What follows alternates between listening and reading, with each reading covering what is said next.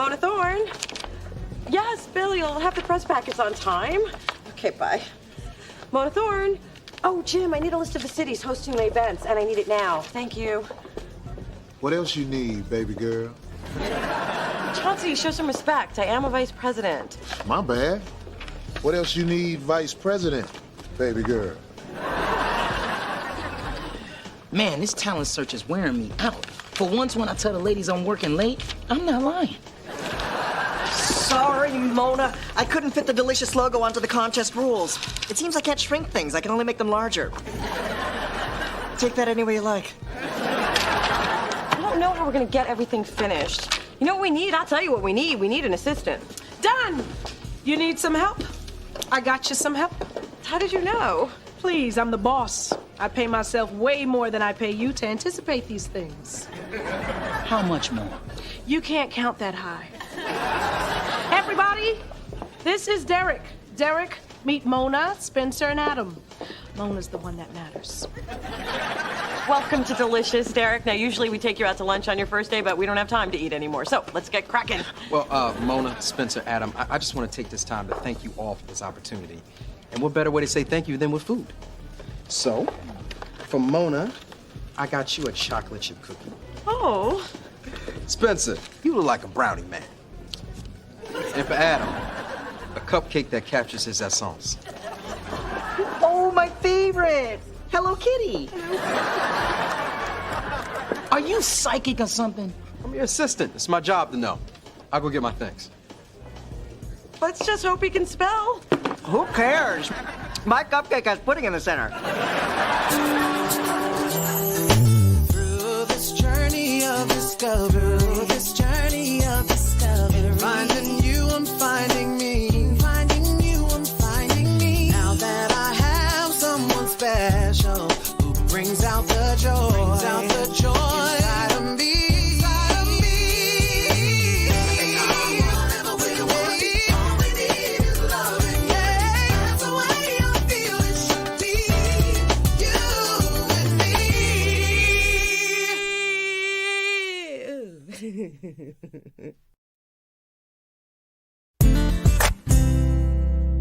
And since we're going to the aquarium, I decided on a theme lunch. Tuna fish sandwiches, goldfish crackers, and cookies shaped like Shamu.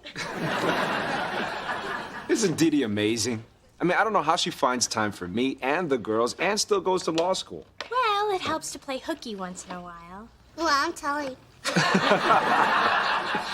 Carter, not in front of the girls. Not in front of me. So, girls, tuna fish, huh? Hey, did you know you can tune a guitar, but you can't tune a fish? Kids don't get me. We only laugh when it's funny. Well, hello. And goodbye. Time to go, kids. Carter Del Toro. It's about time I met the famous author. You know, I thought it was just your picture on the book jacket, but your head is big. I bet you're Phyllis. Cute kids. Same mama. You're definitely Phyllis. Okay, little fishes, let's get swimming. Yay! Tune a guitar? Oh, Mona. Dee Dee's got a man. Where your man? Believe me, Ma, if I knew, I would put on my good underwear and go there. So, how does Big Girl feel about being a big grandma? Actually, Big Dee Dee doesn't know about Carter. I know something about her daughter she doesn't. Woo, how am I gonna drop this bomb? You are not going to tell her anything. You never let me have any fun. Welcome to my childhood.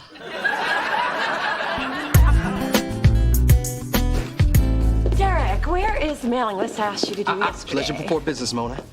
I painted this for you. Oh, world's greatest boss, thanks. And thanks for the personalized horoscope, Derek. I really do feel like it's my time to shine. Hey, Derek, that new scented soap in the bathroom smells fantastic. I can't stop washing my hands. Of course, it could be my OCD, but it does smell fantastic.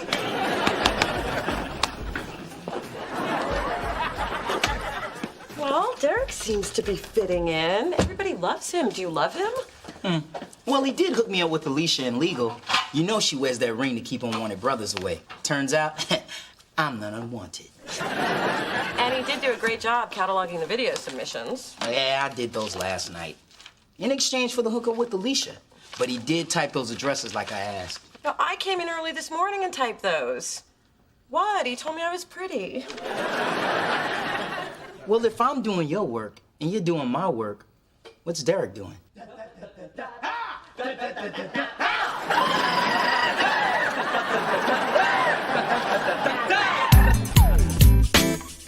Okay, what's it gonna cost to keep Phyllis from talking? I never thought I'd say this, Dee Dee, but you don't have that kind of money.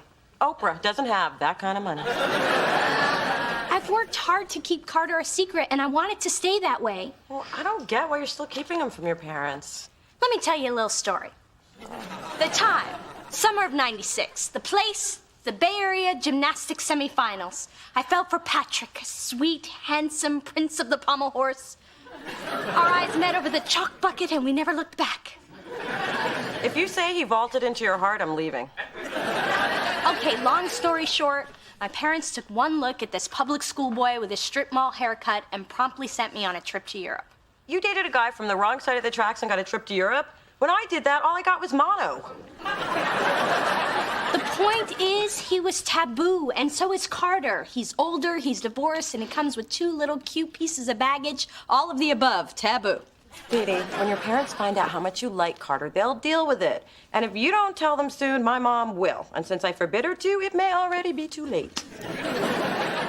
You're right. I should just get it out in the open. But if Carter doesn't make the cut, see if you can score 2 tickets to Tahiti. You're gonna need someone to help you snorkel through the pain.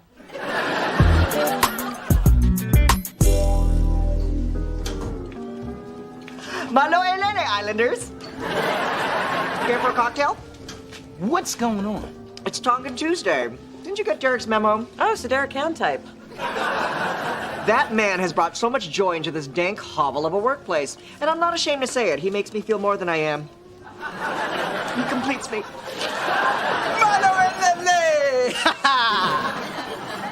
Ooh, great! You guys are just in time to get laid. Roasted pig in the break room in an hour. Derek, we have a problem. There are no problems on Delicious Island. There's also no work being done on Delicious Island.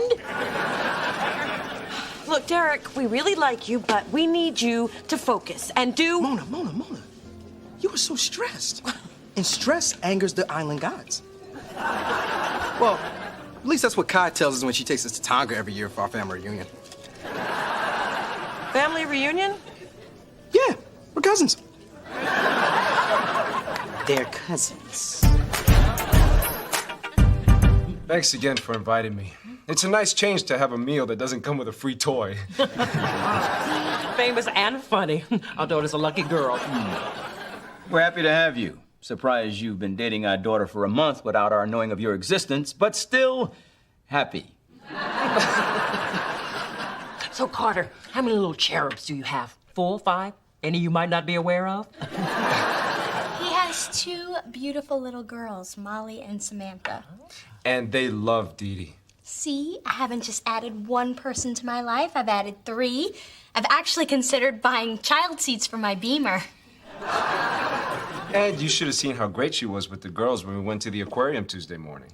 Dee Dee, don't you have constitutional law on Tuesday mornings? How do you know that? Because I'm paying for it.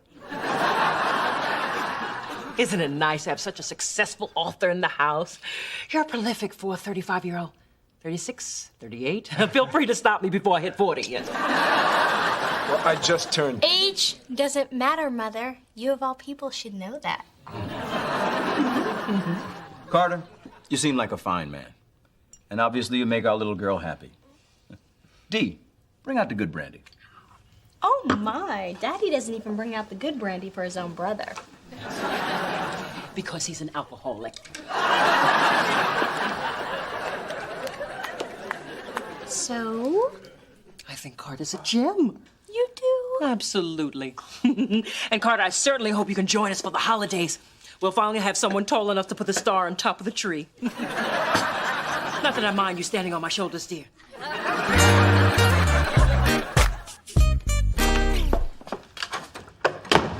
some splaining to do. I got something to explain? Yes? Why would you let your baby sister date a man so obviously wrong for her? Big Dee Dee. I hope you're having a good day, because I'm about to ruin it. She already knows about Carter, Ma. Damn! Knew I should have sent that candygram. But Dee Dee said the dinner was a big success. I heard Dad even brought out the good brandy. No such thing. It's cheap stuff in a fancy decanter. So he likes his brandy like he likes his women? Yes. Charles has moved on from malt liquor in a shapeless brown bag. Can we stop sniping and get back to blaming me for no reason? The truth is, this relationship has your father and I very concerned.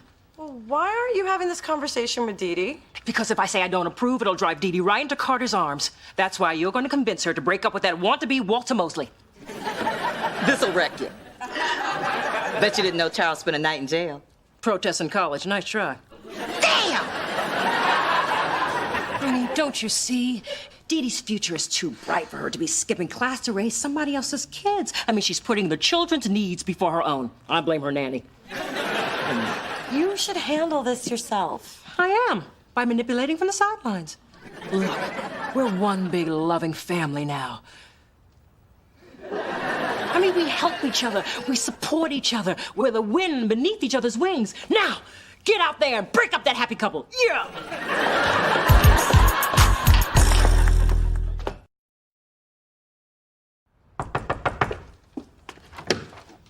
Hey, Dee Dee, look, what I'm about to tell you, it isn't going to be easy to hear, so...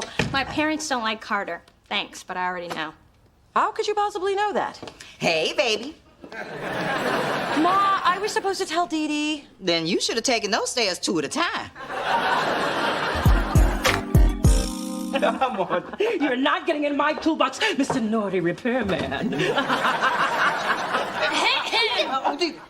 Oh, hello, sweetheart. Why are you here, dear? And can you come back later? I can't believe you lied to me about my relationship, you brought Mona into it, and you don't like Carter. It's like this, dear. We lied to you about your relationship, we brought Mona into it, and we don't like Carter. Well, I guess I had it all wrong. Sweetheart, Carter's impressive, but he's too old. And he's got 2 kids. That's a huge responsibility. Trust us, that is not an ideal way to start a relationship. But we're making it work, and everyone makes compromises in their relationship. That's true, dear, but one compromise you can never make is giving up your dreams for somebody else's. You did it. For once, we're not talking about me. Dee Dee, honey, you're trading in your youth and your freedom, and you'll never get them back. Ask Phyllis. We just want you to be as happy as your mother and I are. Running around the house like a couple of horny kids. Well, Viagra is an amazing drug, you know. Close the drapes, dear. Sweetheart, we just want your life to be easier. And how about I just want my life to be my life? Derek, could you send out these additional press packets? Actually, I haven't sent out the first set yet, but I did make fresh coffee. But I told you to FedEx them 2 days ago. But did I mention that it's macadamia nut with a hint of cinnamon? And oh my goodness, I forgot the biscotti. Oh, macadamia nut's my favorite. It's like you can see inside our souls. Oh my God, have you tried this coffee? I think there's a hint of... Cinnamon, I know. Guess who didn't send out the press kits? Mona, how's my cousin working out? I can't think of enough good things to say about him. Can't say that I don't take care of you. So now the new publicist will be here in an hour. How long has she had the press kits? Well, if I give them to her now, it would be 30 seconds. So I take care of you, but you don't take care of me. Interesting. Don't throw away the classifieds. Coffee, cuz. Oh, wait. I know how you like it. Word up. Somebody who knows how I like my coffee and my men. Whipped. You should have seen their faces when I said I want my life to be my life.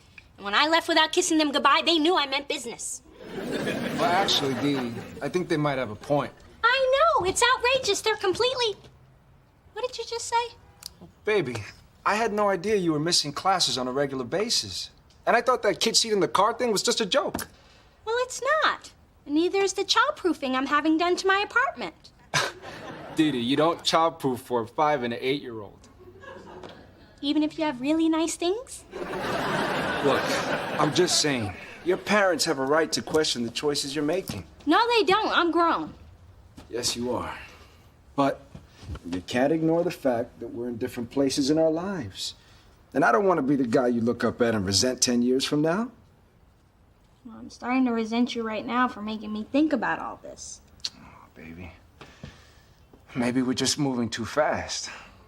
I mean, I gotta think about Molly and Samantha, who, by the way, are getting really attached to you. And I don't want my girls to get hurt. So much to think about. Can't we just make out? Look, I haven't even planned what I'm gonna use for the eyes on my gingerbread men, and you want me to plan my whole life right now? Well, you don't have to decide right now. But you do have to think about it.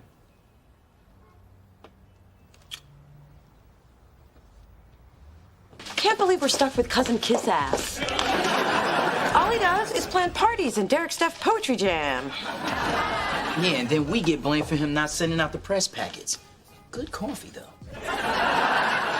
We just need to find a way to convince Kai to let me fire him. Done. Damn, woman, put a bell around your neck. I mean, good to see you, ma'am. How long were you standing there? Long enough to know my cousin's not cutting it. Now, why are you two covering his butt? Because he's your cousin? Hey, I got a business to run. I'd fire my mom if she was slacking off. Actually, I have, and that's why she's not talking to me. Look, Derek's a lot of fun, but I don't know what he's like to work with. Neither do I. I thought I'd get you some help. If Derek's making your job harder, can his ass. I should probably do it before he puts out the happy hour hors d'oeuvres.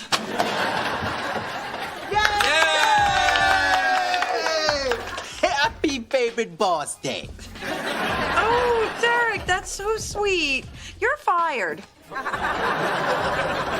What? But I'm so popular. I'm sorry, Derek, but it's not working out. Who's gonna run the big top on Circus Thursday? And who's gonna host a trivia contest? Thanks, Mona. Extinguish the shining light in our murky world. We'll never forget you, Derek. Bye, guys. Needless to say, Twister has been canceled.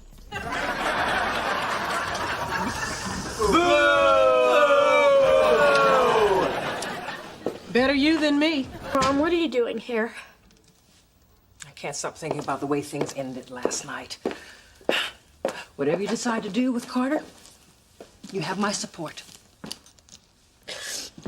We decided to take a break. Oh, I'm sorry. Mom, it's okay. We're just taking a step back so we can gain some perspective. Oh, little dear, you must be hurting. Not being able to protect your children from pain is the hardest part of being a parent. I guess that's why I wasn't honest with you about Carter at first. Mom, I understand, but you gotta accept the fact that I'm growing up and you need to let me make my own choices. Agreed. And thanks for coming by here. I know it's hard for you to admit it when you're wrong. I never said I was wrong. I said I loved you and supported you. Well, I'll take what I can get. Anything I can do for you now? You wanna go shopping? I could use a little pick-me-up. You don't ever need a reason to shop. I'll call Neiman's and tell them to hold our parking space.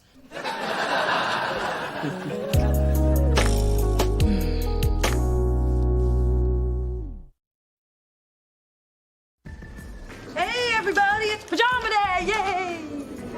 Do you think you could buy our love back with a crappy theme day and some pecan sandies? Think again. So nobody dressed up for pajama day?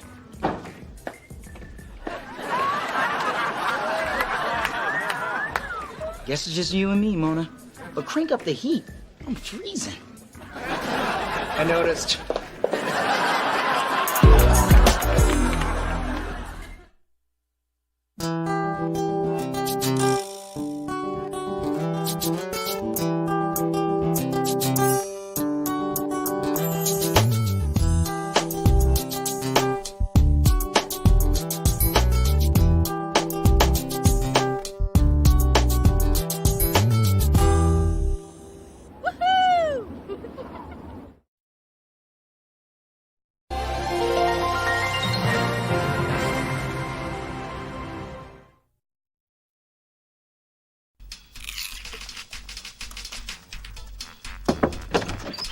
I brought your...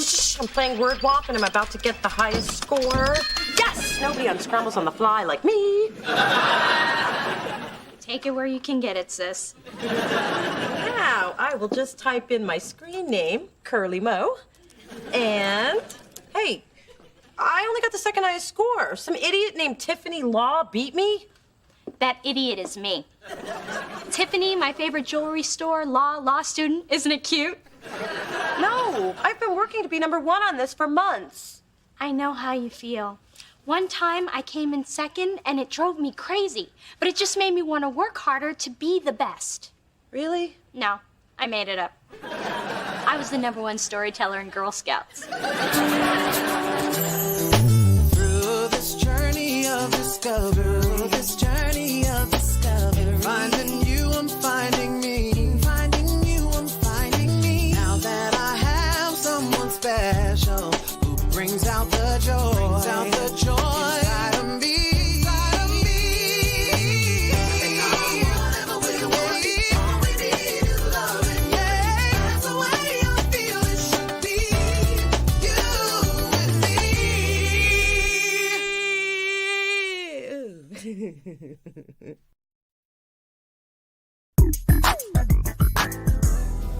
Good morning. Hey, man. I finally built the perfect music library. Man, I got playlists to get dressed with, to work out with, and my personal favorite, music to funk the ladies with. Ew. All I have on my iPod is some techno crap my ex-boyfriend Dieter downloaded for me. Dieter? The German guy. You know, the one I called Das Booty. Anyway, can I download your library? I'll stop staring at your biscuits when you walk by. Man, with all the time and money I put into this, if you want it, you're gonna have to pay for it. I never pay for it.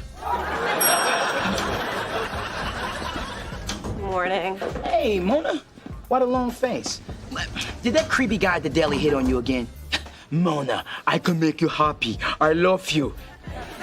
No, it's Dee Dee. She beat me at word womp. Oh, that's rough. I'm surprised you even got out of bed. I know it's not a big deal to you, but it is to me. I mean, if I do 10 reps at the gym, Dee Dee's got to do 20. If I get hit on, she gets proposed to. Her whole life, she's always had to outdo me. Potato latkey, mister? Only 50 cents. Who knew? And of course, you know who had to have her own little stand. Gourmet cookie, mister? I've got chocolate chip, chocolate chip, chocolate chip pecans, white chocolate chip. How are my little businesswomen? Not good. I don't get it. My grandma Sophie says her potato latkes are a hit at all her Hanukkah parties. Well, I'll take 2.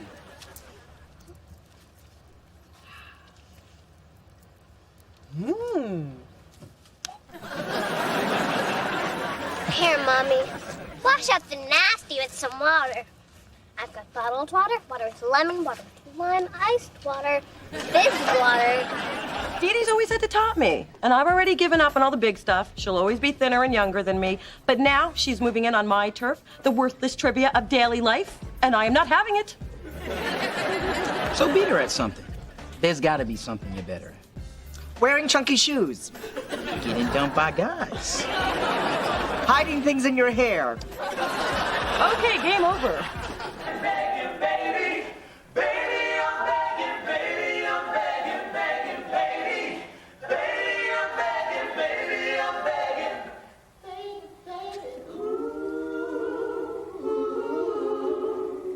All right, Atlanta.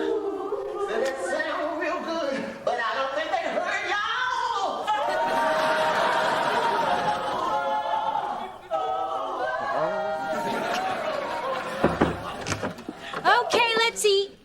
What's that? Bread, cheese, veggies. What? You invited me down to make sandwiches, so I brought some things I knew you wouldn't have. Like things to make sandwiches. Of course you did. Ooh, Mona, I need your advice. Remember my law professor, Martin Wilkins? I remember you're in law school. I love how close we've become. Anyway, he's going through a bitter divorce, so some of the students are taking turns entertaining him. This Friday is my turn, and I want my night to be better than anybody else's. Well, what does he like? Complaining about his wife, praising my superior performance.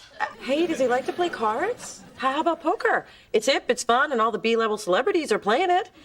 And I know both Spencer and Adam play. Oh, yeah. I can impress Professor Wilkins with my Black History playing cards. Clarence Thomas is the Joker.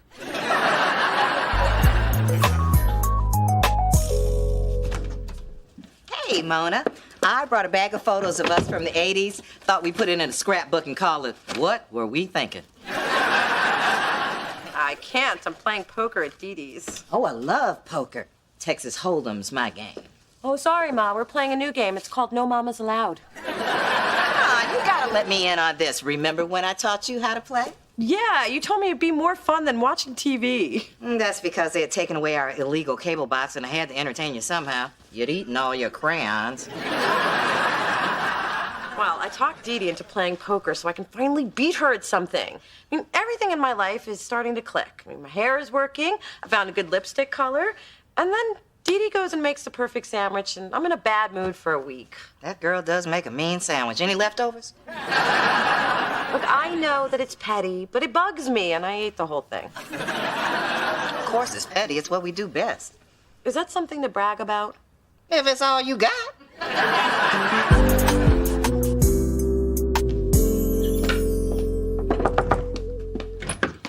Oh, Professor Wilkins, so glad you could make it. Sorry I'm tardy.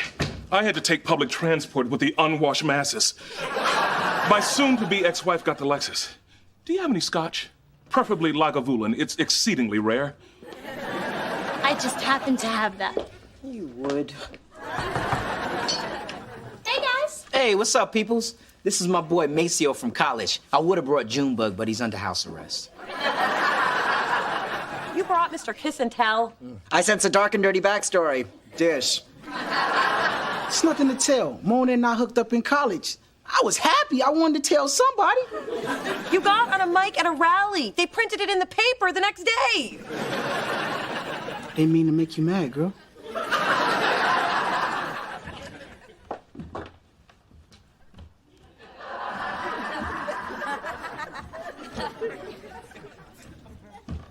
Chasing your tail, Phyllis? Did you learn that from your cats? I guess we humans do take after our pets. Your breath reminds me of Coco. Why are you headed up to my daughter's? They're playing poker, but no mamas allowed. And I'm tempted to crash. Poor Phyllis, always going where you're not wanted. I'm going where the action is. Now, you coming, or are you afraid I might take you to the cleaners? Like you've ever been to the cleaners. You're in a good mood. That's because we're playing poker, the game, Texas Hold'em, the pot, no limit. Oh, Professor, your glass is empty. More 1922 Lagavulin. Please. I'll take some of that Lagahula. I think you've had enough. You know how you talk too damn much when you drink? Mona, I wouldn't have bragged to anybody who hadn't been such an animal in bed, and I just did it again, didn't I? I'm so glad you're here. Hello, what's this, a poker party? We want in. And we won't take no for an answer. Please, ladies, join us. What's 2 more women taking money from me? If you hit a lucky streak, maybe you can win my pension, since it's all I have left. Single and morose. Phyllis, this might be a lucky night. Hope you're not wearing your granny panties. I'm out. I'm in. Come on, sixes. Man, you're the worst poker player ever. Could borrow some cash. He's kicking my ass. No way. I'm out. I got a hand like a foot. You said it, not me. I fold. Me too. This is good. Why do they call this liver worse? They should call this liver best. I'm out. Of the hand, of my marriage, and my house. I just want to crawl into a hole and die. Phyllis, I think he's flirting. So, Spence, it's just you and me, and you're out of money. But I will let you bet your music playlist. Done. Let's see the river. Yay! 4 sixes! Come to Papa! Beat by a guy in a man's scarf. It's a dark day. This is it, Dee Dee. I've been waiting for this all night. I see your bet, and I raise you with everything I've got. Go for it, baby. Make your mama proud. Call. Straight jack high. Oh, and I only have 5 pretty red ones. Flush beats a straight. Well played, D. What? But how? Well, after the flop, there was a possible straight on the table. Then when you didn't raise on the turn, I got to see the river for free and win. Mona says you didn't play poker. I don't. Except when I had that private tutor in Monte Carlo. Did I not mention that? No. The girl is a ruthless competitor. Dee Dee Thorne would eat her young. I wish my in-laws had done that. Well, you know what, Dee Dee? This is the last time that I play with you because you always have to win and you always have to be better than me. That's not true. And it's I better than I. Well, I don't give a damn. That's it. Now that's it. You must be very proud.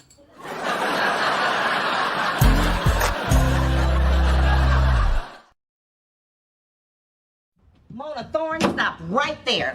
What the hell was that? Well, I can't take it anymore. I mean, I thought I'd found the one thing to help even the score with Dee Dee, and then she turns around and kicks my ass. She did do that. But we are in the middle of a war here, and you do not just give up. It's the haves versus the have-nots. Well, I know which side we're on. Look, this is bigger than you. I've had hot hands all night, and I still have a chance to take down a Dee Dee. So you march your sorry, sour ass back up those stairs and support your have-not mama. Luck to be a lady tonight, and that lady is me. I am in. Ooh, a bold move by Lady D.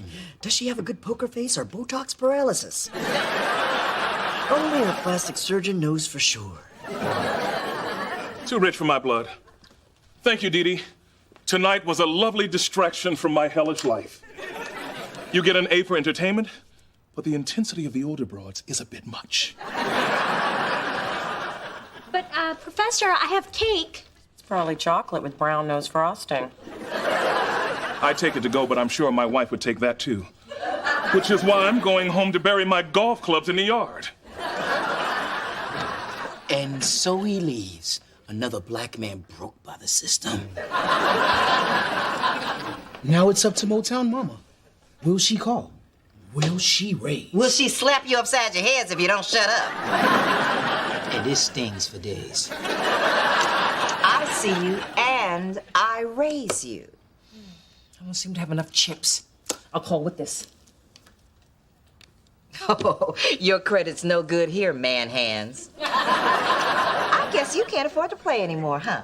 Only thing I can't afford is to lose to the likes of you. Mom, what are you doing? That is your wedding ring. Dee Dee, this is war. Watch and learn. Full house. Queens over kings. That's a good hand, but too bad it's not good enough. Full house aces over kings. But more importantly, Phyllis over Big Dee Dee don't got no ring no more. You are not seriously gonna take my ring. Oh, it doesn't get any more serious than this. Oh, now that's weight I don't mind gaining. You keep the chips. I got the rock. Mom, you're fine, dear. I'm fine. It's just the ring. Can I stay here with you just until your father dies? Take one half, I'll take the other, and just like that we're brought together. I know sometimes we might fight, but hopefully it's not tonight.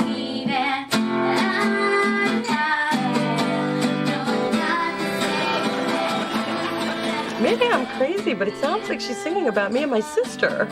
Yeah, kinda. I can't concentrate. I still can't believe Dee Dee beat me. You still tripping about that? Well, what could I have done differently? Play better? I'm serious. Well, you play from the gut. Dee Dee calculates, barely moves a muscle. Except when she tucks her hair behind her ears. I noticed that because it's damn sexy. And I noticed it because it's damn annoying. Along with my constant losing. In fact, it seems like every time she tucked her hair back, I lost. Hey, do you know what this means? Dee Dee's sexy and you're a loser? Dee Dee has a tell. She tucks when she has a good hand. And now that I know that, guess who is making a poker comeback? You better just tell me.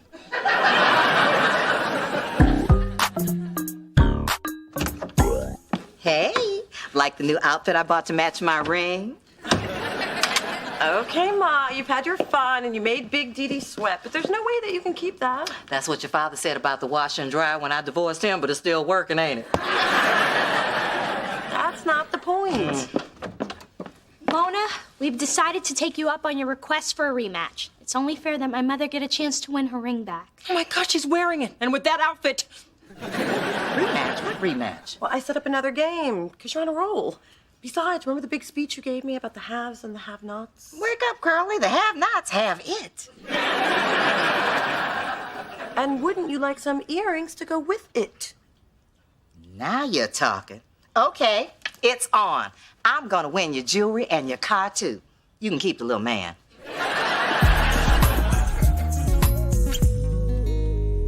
Oh, come on, big girl. We ain't got all day. Lay him a plane. Win a few hands and suddenly we're playing with the Wu-Tang Clan.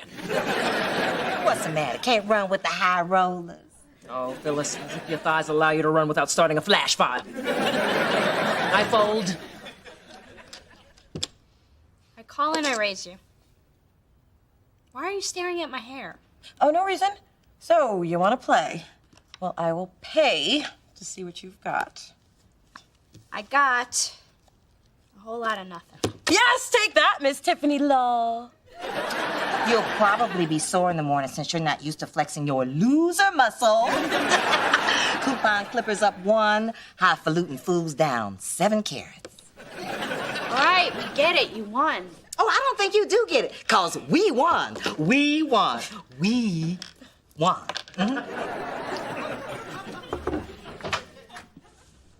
What are you doing? When I feel down, I paraffin. Look, I'm sorry for what I said in there. Should have been enough that I beat you. I got carried away. It was an ugly side of you, Mona. Believe me, when I saw my mother take it to a whole nother level, I realized just how ugly it was. Why is beating me so important to you? 'Cause it's absolutely no fun always losing to you. And you're so damn competitive. I am not competitive. I just can't stand losing. If I'm not the best, then what am I? Like everybody else. Mona! I feel bad enough already. Wow, this thing is deep for you. I mean, you're in competition with the whole world, not just me. I guess I'm the one who made it personal all these years. Well, stop doing that. It's just dragging you down. Mona, this is who I am, and there's no shaking it. I have no idea where I get it. Listen up. There's still a battle going on out there. And as long as I have breath in my body and my ring's on that scarecrow's finger, we keep playing. I said we keep playing.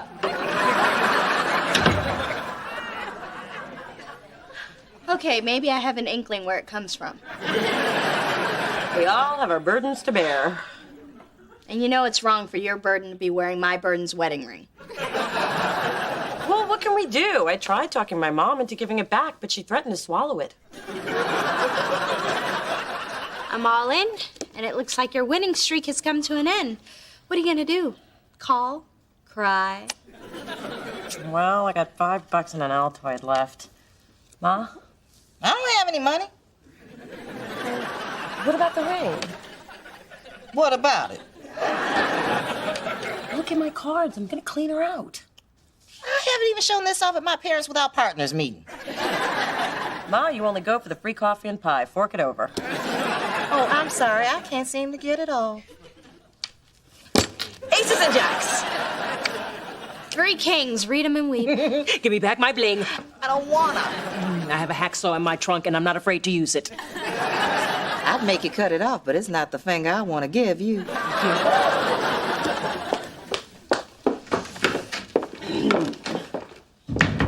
Your performance was wonderful.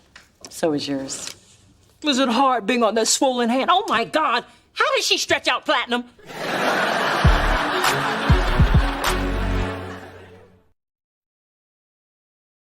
Dude, you've had my music for days. Give it back.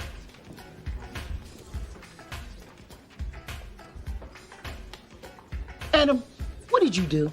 Man, there's nothing on here but...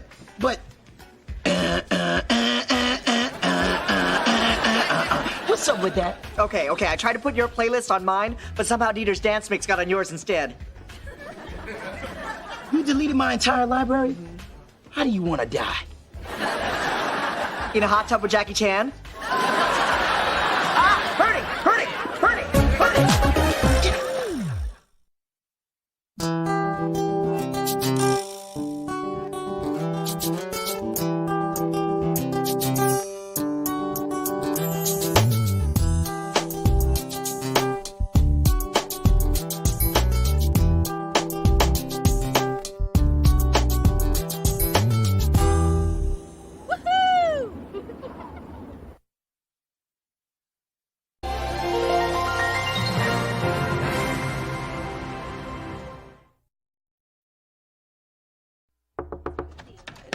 Good news, girls. I picked up the programs for my musical review. Grab a pen, D. Mother needs to practice her autograph. Mom's show opens on Saturday. Black Diamonds, the history of upper-class African Americans through song and dance. That's a history I've never been a part of. And you can thank Phyllis for that and little else. Now, Daisy Blossom, I expect you to be there. And could you tie your hair back so the people behind you can actually see the stage? Sorry, my big hair and I will be out of town all weekend on a work retreat. First your father will be out of town, now you. No one supports my dreams. Or your drama. Don't worry, Mom, I'll be there, along with your two mates who understand English. Big Dee, I think it's amazing what you've done. I mean, there must have been hundreds of actresses up for this part, but you got it. All it takes is talent and star presence. Plus, Mother rented the theater and financed the whole production. And I got the money out of your father, which is a talent in itself. Through this journey of discovery, finding you, I'm finding me, finding you, I'm finding me. Now that I have someone special who brings out the joy, inside of me.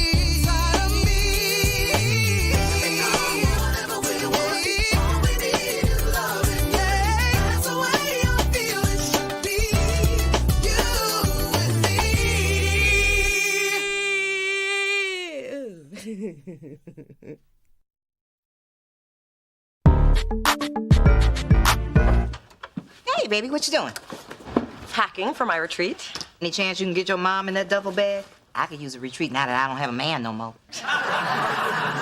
Sorry, delicious employees only, but it's gonna be so much fun. Bonding, sunbathing. Oh, I found a swimsuit that slims my waist, hikes up my butt, and gives me the perfect body. As long as I don't breathe or swallow. Oh, hey, Phyllis. Hey. Mona, look at this. Kyle Barker is going to be my mother's co-star. Hello, Kyle Barker, married to Maxine Shaw. Maxine Shaw, the most amazing attorney on the planet. The female Johnny Cochran who has 5 law offices. The reason I decided to go to law school. Don't you ever listen to me when I'm talking? Not really, not so much. She's my idol. For years, I've been trying to get my Jimmy Choos back in her door. I know this will shock you, Mona, but there was a time in my life that I failed at something. Are you ashamed to look at me? Not for the reasons you think. Out of all the first years, I was picked for a sit-down with Maxine Shaw. I knew that if she liked me, I could turn that into a position which would be like leaping 10 years up the lawyer ladder. Still waiting for that failure part. She fails at brevity. When I sat down for my sit-down, I choked. I guess when faced with realizing my dreams, I became a babbling idiot. But now, thanks to my mom, I can get to Maxine again through her husband. Don't you see? Fate has stepped in to give me a second chance. Well, that was a yawn of a story. Now tell me, who's the freak in the glitter hot pants with the giant afro wig? Oh, that's my mother as Angela Davis in the Sisters Got the Power medley. Oh, I'm gonna need 5 of these. Oh, you're bringing friends? No, 1 for each litter box. Sweetheart, what are you doing here? Well, I know how you were feeling abandoned by your family, so I decided to host an opening night gathering at my place. Oh, Dee Dee, you didn't have to do that. But if you insist, have 10 different appetizers, valet parking, and an ice sculpture me as Aphrodite. What are you talking about? There's my co-star, Kyle Barker, and his aggressive bulldog of a wife. Yeah, she's some sort of hoity-toity lawyer, and you know how I just loathe uppity types. A lawyer? Really? Well, I guess I should introduce myself, so I'm not rude. Right. I've got a meeting to go over some documents tonight, so Kylie should just stay at your place. Oh, I'm always delighted to spend time with my seed, my little cherub, my progeny. You never could just keep it simple. Dad, I'm gonna need 2 hours of playtime before homework, some chocolate chip cookies, and a 15% increase in my living expenses.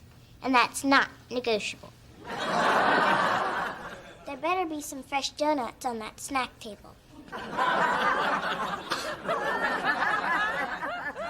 The child has 2 parents. What cosmic misfortune caused me to have to raise a mini she? At least she's not experiencing some midlife crisis in the theater, although it's clearly working out for you, hon. This place must hold what? 50 people? And your support is my reason for breathing. Rehearsal beckons. Bye-bye. Maxine Shaw? Yes, I am. Maxine Shaw, Maxine Shaw, Max. Hi. I'm a little frightened you know my name. Luckily, I have mace in my purse. Don't make me use it.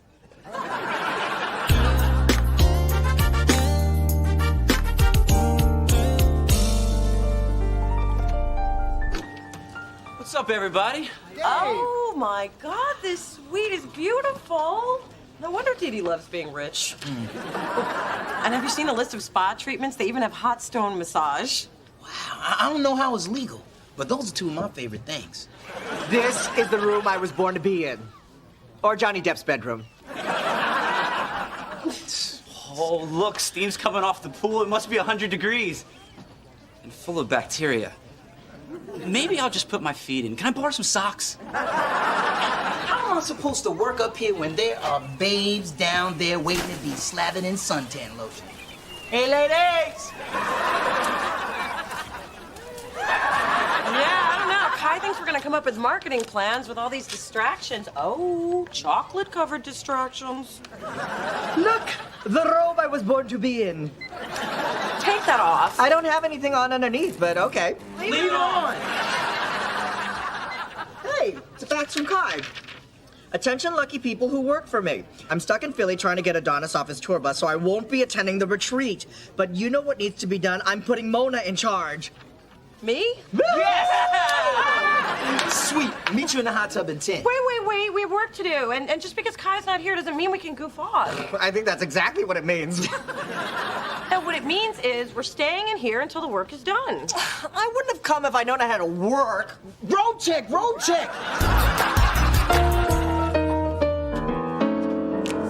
If my friend got no money, and I say take all of my honey, Jane nobody's business.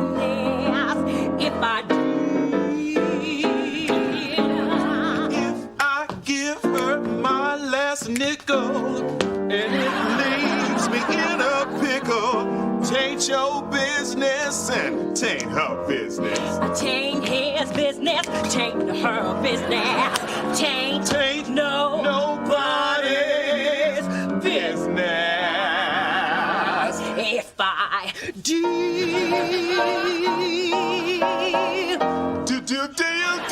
Do you? Oh, yeah.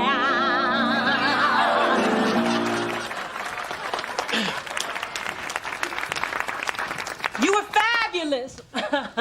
The man's intolerable. What do you mean? He was great. I've had enough of his upstaging me and his James Earl Jones wannabe voice. It's maddening.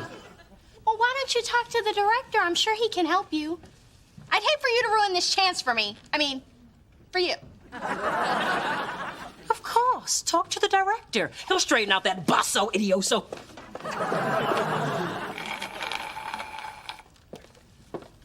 Maxine Shaw. You again? Your stammering scared my kid, and she doesn't scare easily. She knows the story of her conception. Your husband has an amazing voice. He's not my husband. It's a vicious rumor.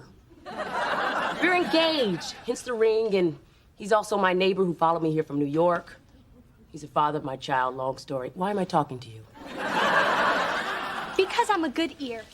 Dee Dee Thorne, third-year law student at Bolt, and top of my class and president of the Student Association of Trial Lawyers. You know, you look familiar. Have I seen you at the firing range? No, we've never met, but I have studied every one of your cases. I even bought the same Prada suit you closed the Fernandez murder trial in, and I'm sorry about earlier, but it was just the thrill of meeting someone I respect so much. Here, these are for you. Thanks. It's flattering to have a fan. But in the future, if you're thinking of me, think Hickory Farms. Not the cheese, the meat. Oh, right. I know that look. Look, I'd like to talk more about you, but after the premiere, we'll do this. That'd be great. Yeah. I will be in my dressing room, seething. Such a prima donna, but so damn sexy.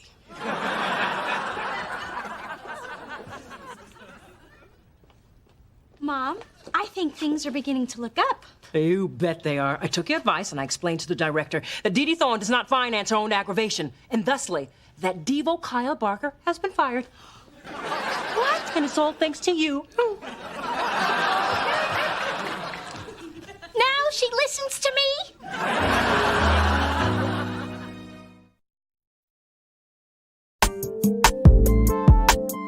I can't believe we're trapped in here. Every time I hear somebody jump into the pool downstairs, I die a little inside. Okay, focus. Now, we are going to need unique marketing plans for each artist. And let's go big with it. I'm thinking Billboard, VH1, MTV, drive time radio spots. What do you guys think? VH1, Drive-in. Hey, who ate all the fancy cheese wrapped in tasty vegetables I never heard of? Spencer, Kai put me in charge here, and I really need you to back me up. Besides, the faster we get the work done, the faster we can get to the hot tubbing. You're right. I'm sorry, Mona. Okay, people, listen up. We need to do this work, and we need to do it now. It's not Mona's fault she's sucking the fun out of the room. Thank you, Spencer. I'm here for you, girl. Oh, they just pulled the pig out of the luau pit. Hey, you guys, we have got to get this done. Okay, but after lunch, we are working. I'm still here for you, girl. Just go. Yes!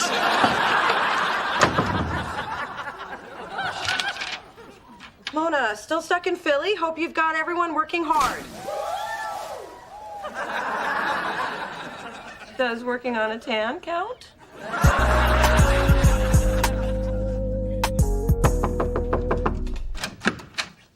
Hey, Phyllis. Mona ain't home. I'm lonely and I got lasagna.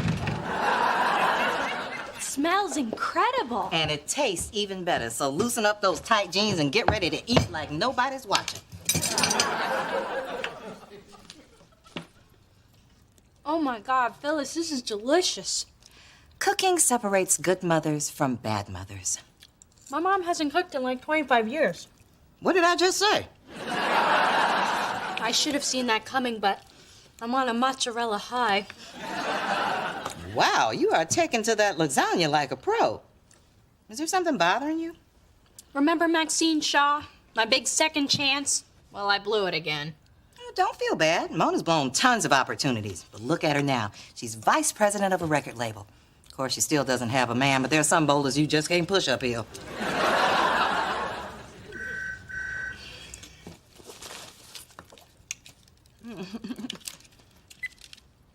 Hello? Oh, hi, baby. What's going on? This retreat is a nightmare. Mona's blowing it again. Nobody's listening to me. All they want to do is eat pig and get rubbed with rocks. Well, I would say that's what you get for not taking your mama, but I won't because I'm more sensitive than that. I don't know what to do. Mona, Remember a sweet little girl who refused to go to school because kids made fun of her eye patch? You said it's not how many eyes you have, it's the love you have in your heart. And thank God you bought that crap, because I needed you to get on that school bus so I could get to the track. Ma, did they have child protective services back then? The point is, if you want people to listen, you have to tell them what they need to hear. That is great advice, Ma. I think I'll actually take it this time. Bye. Of course, simple manipulation. That's brilliant. Now, the show's over tonight. I want you and the maids to lead the standing ovation. But don't jump up too quickly. That'll be too obvious. You know, Mom, after seeing the dress rehearsal, I think replacing Kyle Barker with the understudy was definitely the right choice. I think so too, dear. I mean, the understudy is so good and so young looking. We do have that in common. How young? It was weird. When Kyle was on stage, you seemed so much larger than life, but with the understudy, it was much more balanced. Oh, really? Interesting. You know, I have been feeling a bit guilty about the way I disposed of Kyle. I mean, he deserves one more shot at the spotlight before nature drops its sad gray curtain on him. I marvel at your ability to always think of others. I just look like I'm thinking of others, dear. It's acting. This better be good. I cut my spa treatment short. My pores are wide open and staring daggers at you. I thought I would treat everyone to happy hour. So I ordered up some appetizers and champagne. Thank you. You know, because I thought about it. And I am not Kai. So we're here at this beautiful resort, and we should live it up. That's what I'm talking. I knew you were one of us, Mona. That's right. So enjoy. The bar is open. Incoming fax, Mona. Hey, not my problem. I am on vacation now. It's from Kai. What the hell is going on? The hotel manager says the spa and bar tabs are through the roof. If the marketing plans aren't done by the time I get back, you people who work for me will be the people who used to work for me.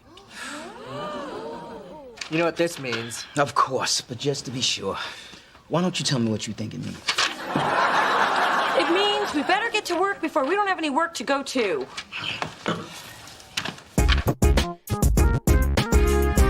And I knew Dee Dee Thorne was back when I saw the standing ovation, though the elderly section was a little slow to rise.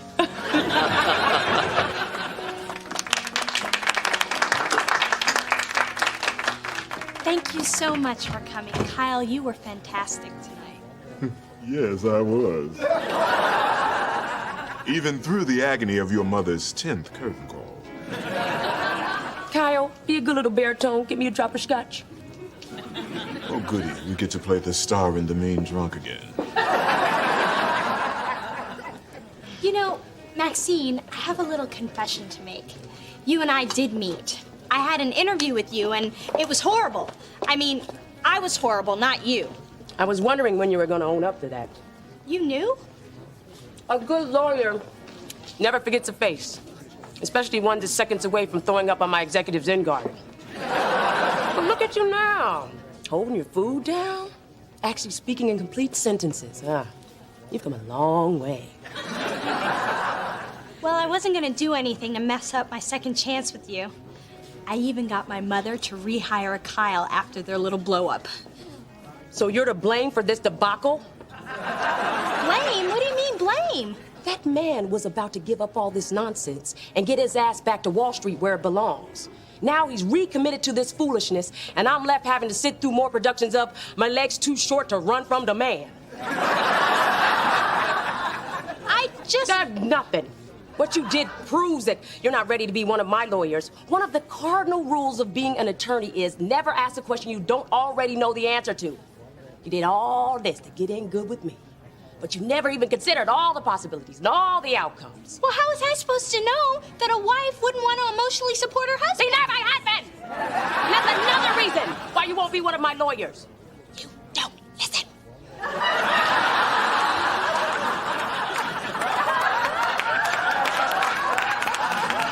Attention, everyone. A toast. First, to me, who is one step closer to the bright lights of Broadway. But mostly to my daughter, who has stood by my side. You mean more to me than the world. Thank you, dear. You're welcome, Mom. Now, if you'll excuse me, I have some lasagna in my bedroom. And I am never listening to Phyllis again. And I thought this evening couldn't get any better.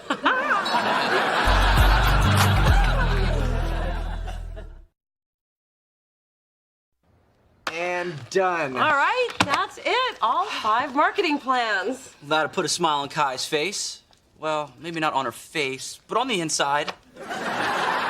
Well, now that we're finished, I have something to confess. Me too. I've got the clock radio in my suitcase. It took me an hour to unscrew it from the nightstand. And after all that work, I had to take it. I meant the last fax. Kai didn't send it. I did. But you guys made me do it because you wouldn't listen to me. And yeah, I would like to be one of the gang. But I have responsibilities now, and I didn't come this far for y'all to take me down. That's not what we were trying to do. Well, it sure felt like it. Sorry, Mona. Yeah, me too. I just can't believe you lied to us. Yeah, I feel so dirty, so used. So impressed. Good job. Hugs. Close your mouth!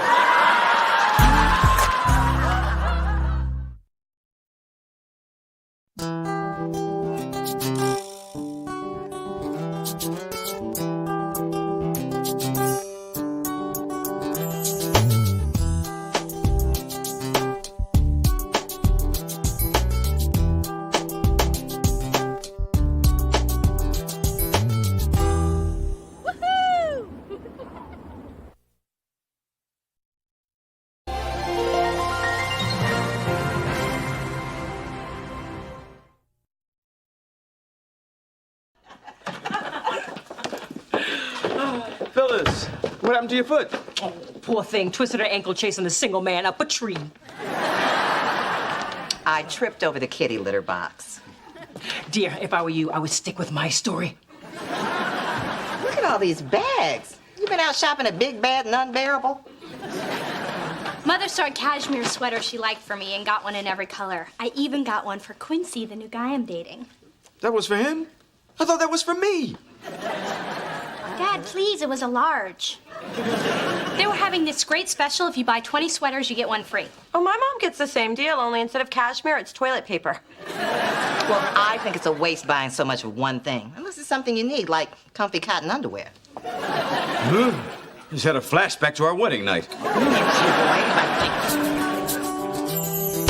Through this journey of discovery, finding you, I'm finding me. Finding you, I'm finding me. Now that I have someone special who brings out the joy, inside of me.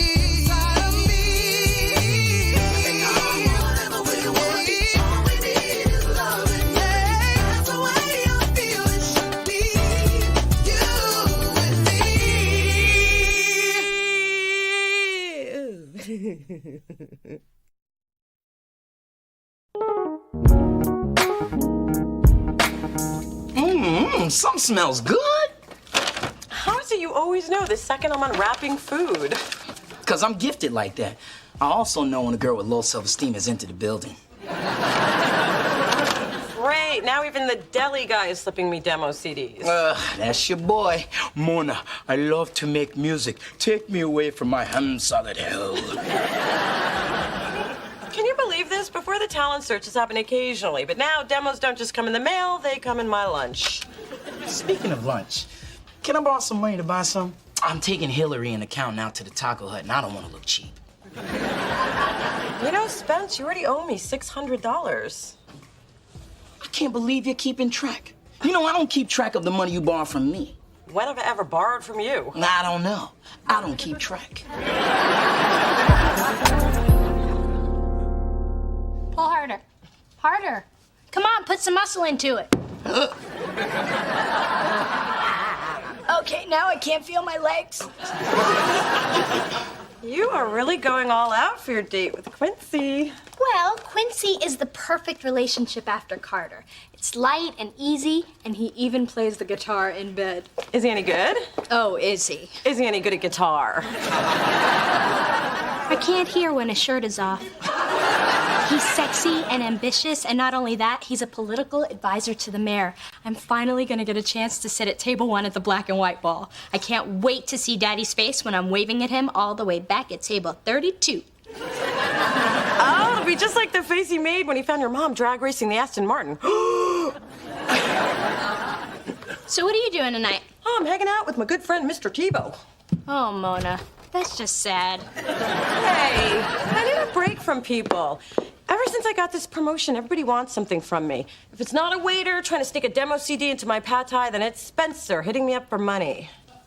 Mona, you have been complaining about this forever. Your problem is you never set boundaries with people. You have to learn to say no. I say no all the time. Last week I told the waiter, no anchovies in my salad. And when he put anchovies in your salad, what did you do? Picked him out and hid him in my broccoli, which I also told him I didn't want. You see what I mean? Listen, it's hard to do, especially when you're dealing with someone you're close to like Spencer. But if you have the good relationship you think you have, he'll hear you when you set him straight. How come I never thought of it like that? Because if you did, you put me out of a job.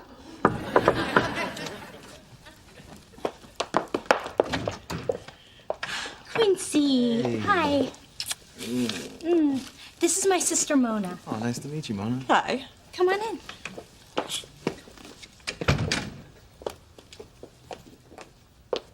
Why are you looking at him like that? Hey, Mr. Tebow's nice, but he doesn't look like that.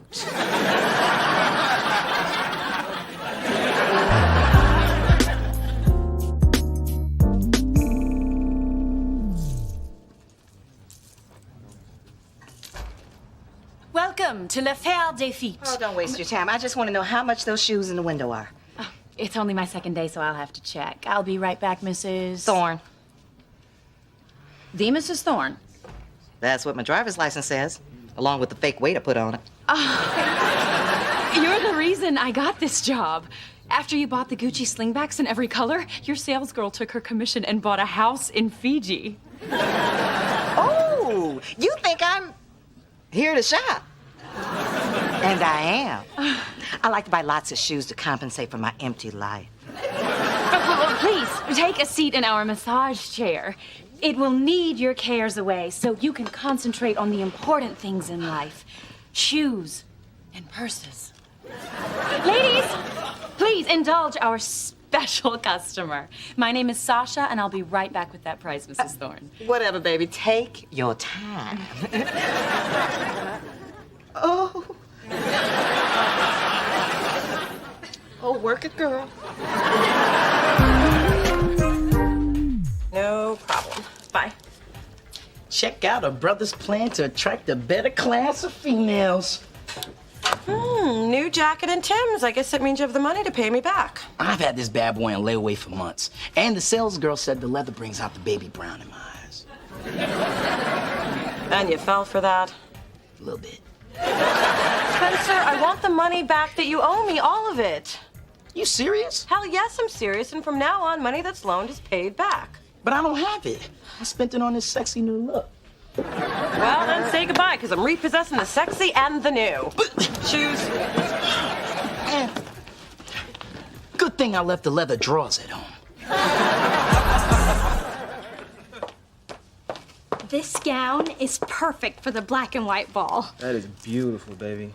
It combines the classiness of Halle Berry with the bold sexiness of J-Lo between her second and third marriage when she was at an all-time fashion high. You know, I stayed up all night writing a special song for you, Dee Dee. It's called Special Song for You, Dee Dee. Aww.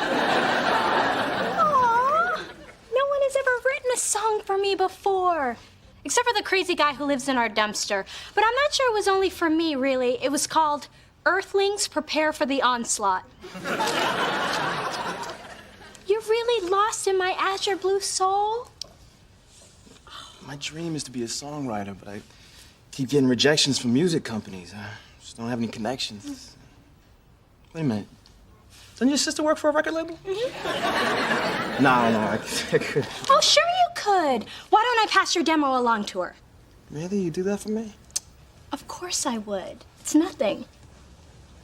Well, it's everything to me. Ooh, that make a good song title. I'm writing that down.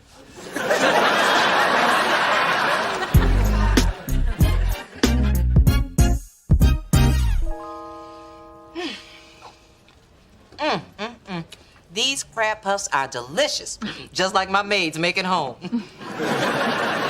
Wait till you see what else we have in store. Straight from the runway, cobbled together from Costa Rican virgin cows, and we only have them left in one size. Yours! I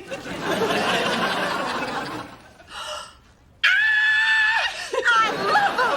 Oh, I don't care how much they cost. Damn, look how much they cost. But you're rich. I am. You're fabulous. So true. You look 10 pounds thinner. I'll take them. I mean, I deserve them. After all, it's not easy running a mansion and taking care of my midget husband and dog, Coco. Oh, and the baby. Oh, no need for that. We'll just charge them to the Thorn account. Huh? Oh, right, the Thorn accounts. I love my Thorn account. I also love these crab puffs. Could you stick a couple in the bag with the shoes and I'll be on my way. And don't forget the dipping sauce.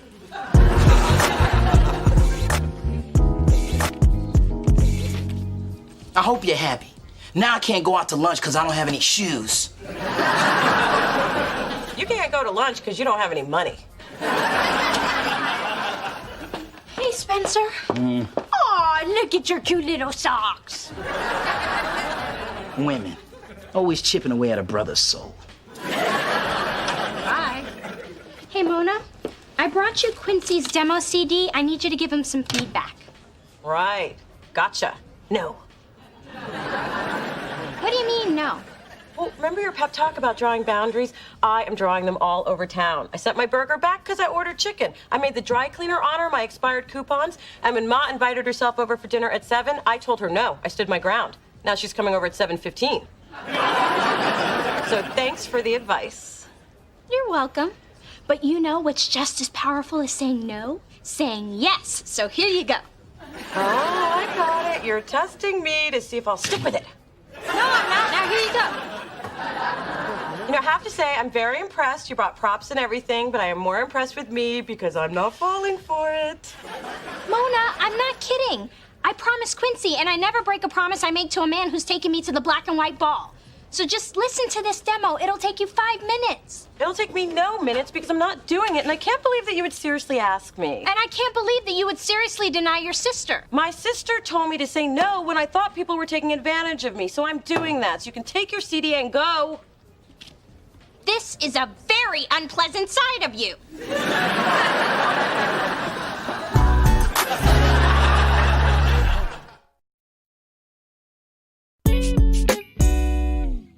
I can't believe I got another rejection letter from a record company, a form letter no less. It wasn't even signed, baby. Quincy, I hate to see you like this. Just remember how talented you are. You're so supportive, Dee Dee. Maybe this will inspire me to write a new song. I got nothing. I hope you don't mind if we skip the black and white ball. I just need to be alone with my pain. Really? Because I read that what's best for depression is to be around a lot of people, preferably in formal wear while drinking champagne. I don't want Arnold and Maria to see me like this, just cloaked in defeat. Arnold and Maria at table 1? Quincy, you know, I was planning to give you the great news at the ball, but why not share it now? Mona listened to your demo and really loved it. She did? Really? Would I lie to you?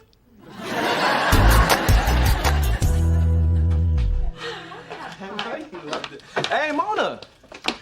Mona has boundaries now and doesn't want to be disturbed. Mona, thanks for listening to my CD. I can't wait to come to Delicious. Quincy, never wanted you more. Upstairs, quick! Dee Dee, I told you I wasn't going to listen to Quincy's CD. That's not what you said. Okay, fine. That's exactly what you said. You said she listened to it and loved it. That's not what I said. Okay, fine. That's exactly what I said. Well, if you can't even get your own sister to listen to my demo, I don't see a future to this relationship. So you were just using me to further your own agenda? That is beneath contempt. That's what you were doing to him to get to the black and white ball. That is not what I was doing. Okay, fine, that's exactly what I was doing. You were using me? You were using me! Use me first.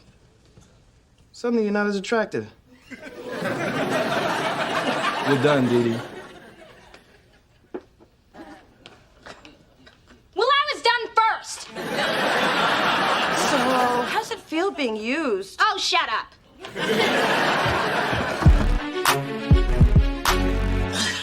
Come on, Mona. I need my jacket. It's cold outside. Give me the $600 you owe me and you'll be nice and warm. Well, can I rent it by the hour? I'll give you a 20.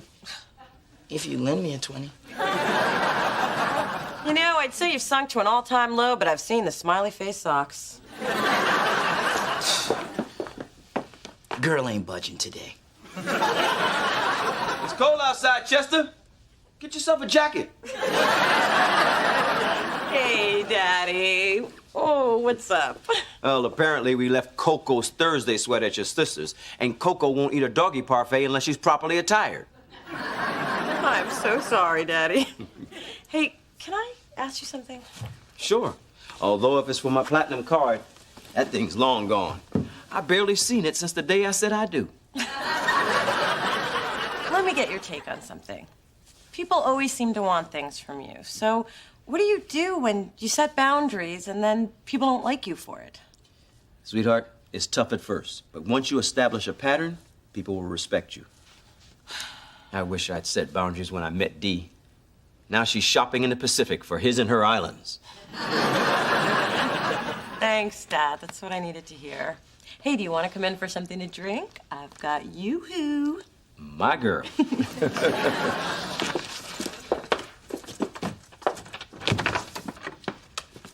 Hi, baby.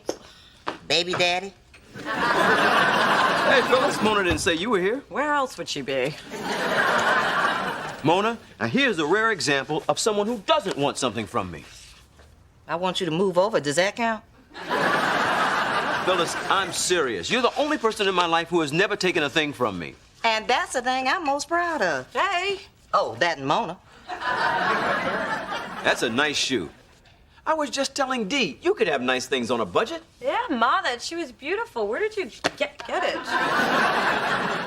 You know, I have had enough of the compliments and the questions. Can't a woman just visit a daughter without being constantly talked to? I can't believe Mona. After everything I've done for her, constantly helping her with those ashy elbows and that untamed hair. Well, I wouldn't stop doing that, dear. The poor girl is 5 cats and 1 polyester caftan from turning into a mother. And you did tell Mona to stop letting people use her.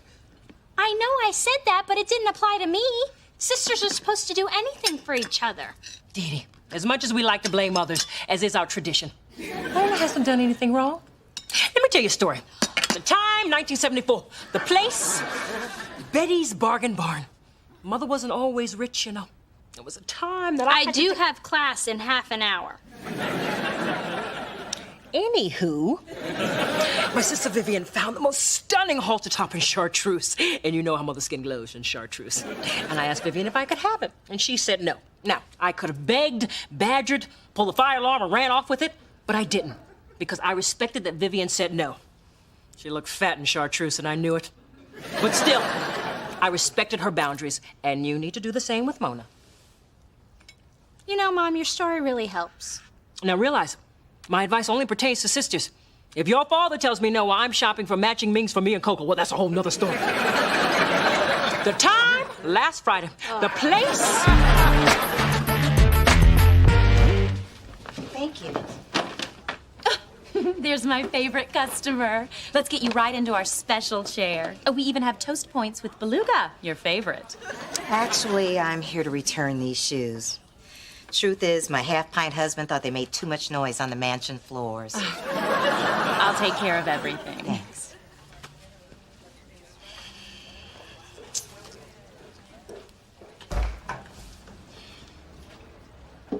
Phyllis? What are you doing here? Surely you haven't mistaken this luxurious shoe store for the all-you-can-eat waffle buffet. See? Now you put me in the mood for waffles. Bye. Oh, Mrs. Thorne, I found something that won't make any noise on your mansion floors. Mansion floors. She does not have If mansion you'll excuse floors. me, I'm with a very important customer. This customer has never purchased a pair of shoes that weren't rubber on sale or didn't come with a free pair of socks. Ma'am, if you please wait your turn. Young lady, I don't think you know who you are talking to. If I hadn't just taken my afternoon Percocet, I'd have your job. Oh, all right. Before things get ugly, the truth is, since we are both Mrs. Thorne, Sasha mistook me for you, and I just went along with it. Don't you know the difference between Burberry and trench coat of undetermined fabric and origin? I'm new. And you have some serious kissing up to do. I like to see the new Manolos in every color and style. Right away, Mrs. Thorne. Mm-hmm.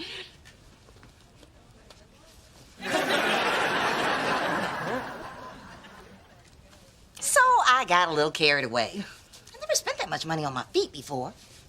Poor, desperate Phyllis. I understand why you did what you did. Security! Security!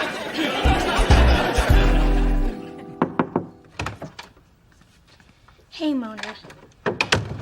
I brought you a gift. Oh, smelly candle and a beautiful... All right, what do you want? I talked to my mom, and after sitting through a fascinating tale about discount shopping, I realized that I was wrong to try to force Quincy's demo on you. I'm sorry. Thanks, Dee Dee. I want you to have boundaries with people, and I guess that means me too. Well, I think I got so pumped about standing up for myself that I might have overdone it. But I don't want to be that way with my sister. You're new at this. The important thing is you took my advice, and it'll have a positive effect on your life. Yeah, wait, did you just compliment yourself? No, I didn't. Okay, fine, that's exactly what I did.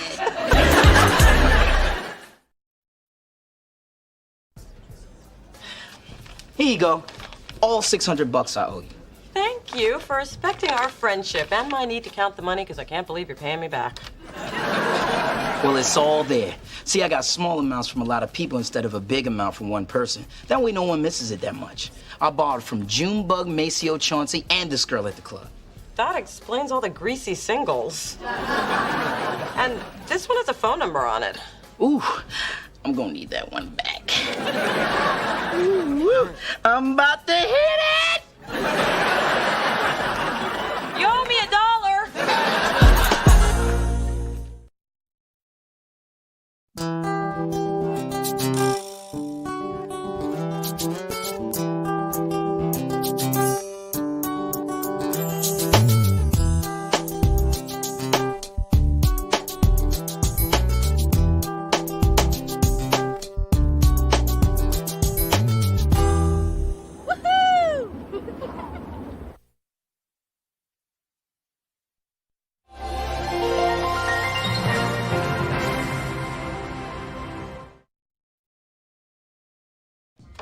Hey, I wanted you to know I put together the online press kit for Adonis. Okay, I would get on you for not knocking, but you throw me when you do work on your own. Well, I tried calling you from my office, but your line was busy. Oh, sorry, Spence. My mom has been calling all morning, so I took the phone off the hook. I can barely get any work done. She can't be that bad. I have some faxes for you. They're all from Phyllis. Mona, you only have one mother, so pick up the damn phone. Love the woman who has stretch marks because of you, Mom. Your mother needs a hobby, like a man. It's always been my favorite hobby. She's been extra needy lately, and I think she's just reacting to me spending more time with my dad. It's her. You should answer it. It might be important. Yeah, Ma? Wow, I am glad you called. Captain Midnight just coughed up a 2-pound hairball. Actually, she faxed a picture of it. It was important to the cat. Through this journey of discovery, finding you, I'm finding me. Finding you, I'm finding me. Now that I have someone special who brings out the joy, inside of me.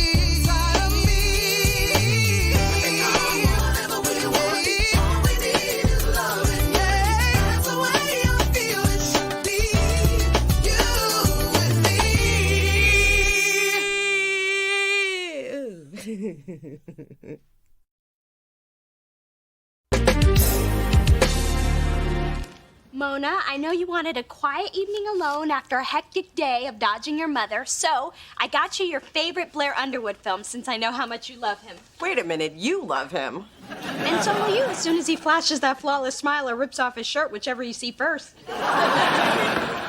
You are a good little sister. Your hot chocolate is right there, but be careful. 2 big sips of my special sleepy time mix and you are crashing like a... Still not quiet. Oops, sorry. Just relax. There is nothing here to disturb your quiet, peaceful tranquility. Why the hell is it so dark in here? I got nothing to do. I knew you had nothing to do, so I thought we'd do it together. What we watching? My nerves shatter into a million pieces. Ooh, I haven't seen that one. Sounds scary. It is. Well, you might as well stick around, too. Yay! Girls' night out. Only in. Bring on the Blairathon. Oh, Phyllis, I've been trying to get a hold of you, but your phone's always busy. Gee, I wonder who she's calling. Remember my professor, Martin Wilkins? He played poker with us that one time. You mean the bitter, sad sack going through that nasty divorce who walks around with a chip on his shoulder, mad at the world, and disgruntled with life in general? Yeah, him. He's very interested in you. Set it up. What? He's working, breathing, and we both hate our exes. And I never turn down a free meal from a younger man. After we eat, I'm gonna have to share my Pepto with him. Thanks for thinking of me, Dee Dee. Where are you going? I gotta go dust off my dating clothes and start shaving everything I can reach.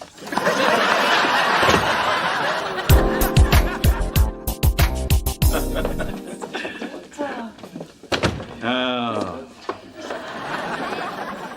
You know, Charles, it's nice of you to take the trash out of Mona's, but you can't just leave big items like that out on the curb.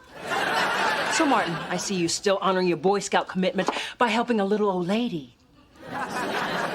So you're my daughter's professor. I've heard a lot about you. And you must be the ex-husband. I've heard a lot about you as well. From the way Phyllis described you, I thought you'd be about 2 feet tall. That's just how I felt when I was married to her. That's nothing.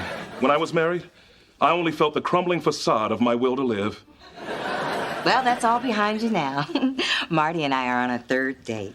That's wonderful. Blink one time if you need help. 3rd date with Phyllis. That explains the sadness in your eyes. That's an astigmatism. My ex-wife took my glasses in the divorce. But she left the best part for me. Marty and I had a fantastic night. It's the longest I've spent with a woman without curling up into the fetal position and clutching my wallet. Give it time, buddy. Give it time. Hey. Hey. Oh, hey, Ma. You haven't dropped by in a while. Whatever you've been doing, I approve. Unless it's illegal. I still approve. Well, we just wanted to stop by and say hello to Dee Dee. And thank her for fixing us up. All I did was bring 2 beaten down, lonely, desperate souls together. It's a gift. You know, Marty, I've always thought of these 2 as my girls. You have? Yeah. It's like I have 2 daughters.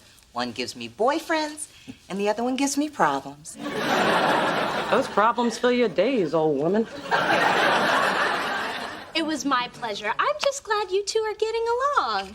I've had a delightful evening, except for the awkward banter in the hall and the family tension you could cut with a knife. However, I must prepare. In the morning, I'm giving a tort lecture on res ipsa loquitur. Ooh, I love it when he talks like that. Now I'm off to my place, a sad hovel shrouded in depressing memories. But I had a lovely time, Phyllis. I've never seen anyone eat so much peel and eat shrimp in one sitting. Turns me on. Oh, what a night. But first things first, I gotta get out of these support holes. I got a filet mignon pressing up against my waistband. But as soon as I free my flesh, I will give you all the highlights.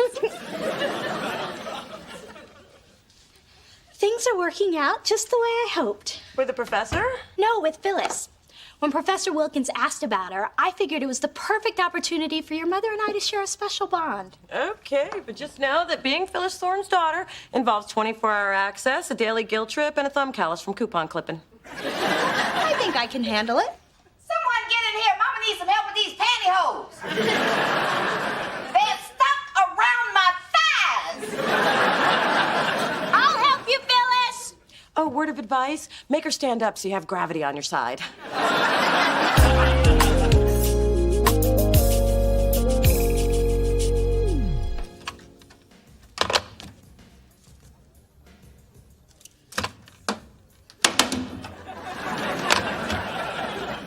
You know, picking it up every so often isn't going to make the men call. Well, it's just usually my mom has called 10 times by now. Are the phones out? Oh, she called. To get Dee Dee's cell number. They're having lunch at the Rib Roundup. She even bought your sister a pair of size 0 eating pants. She did? I haven't gotten any new eating pants since Christmas. Well, the more time Dee Dee spends with Phyllis, the more time you have to yourself. Now you can date, work out, fix yourself up a little. You're bringing me down. Are you trying to take my mom's place? Aw, don't worry. I'm here for you. You know you can always count on me. I'm your rock. Huh? Thanks, Spence. You know, it's nice to know that you'll always be there. Sandwich cart's here. Rock's gotta eat. Hey, Dee Dee, what'd you want to show me? I needed your opinion on something before Phyllis gets back. What? Ma was here? She didn't even stop by to say hi. Well, she was in a hurry. She's taking the professor on a Costco run. He needed a patio chair, an eye exam, and a 12-pack of deodorant. And she's getting me king crab legs. King crab? She only gets me imitation fish sticks. I wanted to know if you think Phyllis would like this. You got my mom a cat scrapbook. Complete with if they could see me meow stickers. Since we started connecting, I thought it would be nice if I supported her interests. Don't you have your own dysfunctional mother to tend to? Luna, are you jealous? Dee Dee, are you crazy? You don't know my mom like I do. She will turn on you on a dime. Now, I know Phyllis can be tough. Oh, you grew up with a lot of things, but my mother's toughness is not one of them. Well, contrary to what you think, I found Phyllis to be one of the sweetest, kindest, and most gentle women I've ever known. Do you know what the hell kind of day I had? Marty Wilkins had the nerve to show up at my doorstep with a pillow and the luggage he bought at Costco. He said it was time to take our relationship to the next level and cohabitate. So, what happened? What happened? I'll tell you what happened. I told him I fell for that crap with Ray and I wasn't gonna fall for it again. Then I went ghetto on his tail and threw his sorry butt out. And do you know what that fool did? She's about to tell you.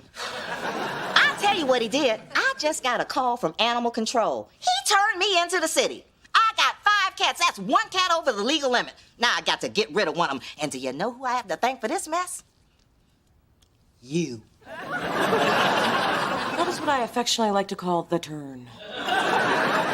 Me? Why me? Because you hooked me up with that evil, animal-hating man in the first place. Now that clingy, big-word user has me getting rid of one of my babies. Well, thanks a lot, Dee Dee. And I want my eating pants back. Hey, you wanted to be treated like a daughter. It ain't all king crab, sister.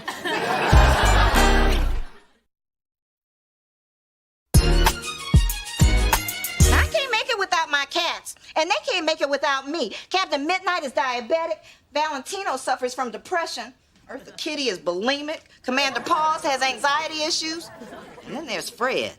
He licked himself bald. And Fred can't make it without Commander Paws. Oh, wow, I don't know what's more scary, the fact that you have 5 cats or that you took the time to diagnose them. Well, I wouldn't be going through any of this if it weren't for your sister. Don't worry, Ma. We'll figure this out. One daughter may have lost one of your cats, but the other will help you find it a good home. Hey, why can't you keep one?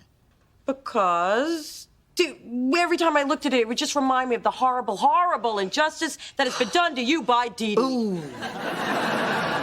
Knew I shouldn't have gotten close to a Dee Dee. From now on, we don't say their names. We just use their initials. No, wait. Damn those... You know the cows I'm talking about. And it all just went so wrong. I don't know how to fix things with Phyllis. Can't fix things with that woman. I tried for years. Sometimes I still wake up screaming. And why on earth do you want to fix things? I mean, if you ask me, this is a wonderful situation. One we should celebrate with tequila shooters. How about some imported Russian caviar? I know you bought some. I saw the charge when I paid your credit card bill. You two are not helping me. Mother, don't you have one of those crazy stories to tell me? The time, blah, blah, blah. The place, blah, blah, blah. Oh, Mother dear. You can't expect me to fix every problem or teach you every lesson. I mean, I taught you never to take candy from strangers. Or Phyllis.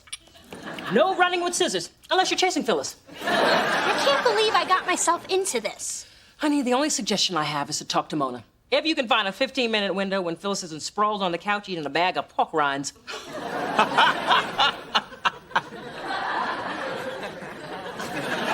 Well, Mona is having too much fun being right. I guess I'm just gonna have to resolve this situation myself. That's good, dear. You know what helps us think clearly? Tequila. What? I had some earlier, and I'm thinking quite clearly. I'm sorry, Miss Thorne. We're just waiting for the president. As soon as he gets here, you can begin. Had I been elected president, we would have started on time, but Mrs. Brewster and 3C voted twice and then suspiciously moved.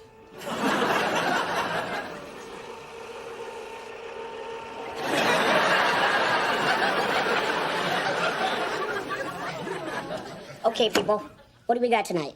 Anything juicy? We're dealing with the Phyllis Thorne matter. If I were president, I would have read my agenda before I scooted into the meeting. You lost, Angela. Get over it. Now let's talk about that big-mouthed broad with all the cats. About said broad. Sir, Miss Thorne loves her 5 cats very much. Now, I'm aware that the city of San Francisco has a very strict pet policy. However, upon further investigation, I discovered that this board could override the city by a unanimous vote. Can we move this along? It's water aerobics night down at the pool, and I want to try to get as close as I can to the babe with the big chimichangas. She likes to nuzzle. Clearly, you're not aware that our policy is stricter than the city's. 1 pet per person. I know, I introduced the legislation. 1 pet per person? So she isn't just over the limit by 1 cat, she's over by 4. You're not very good at math, are you? You know, let's revisit this topic after you've been nuzzled. So not only does Catwoman have to get rid of 4 felines, she owes us $500 for each violation. Yeah, it's $2,000. Just enough to install a non-slip ramp down to the laundry room. Now I don't have to wear a helmet. And for turning Phyllis in, you get your picture in the monthly newsletter with our president. At least until the next election. Say cheese, shorty.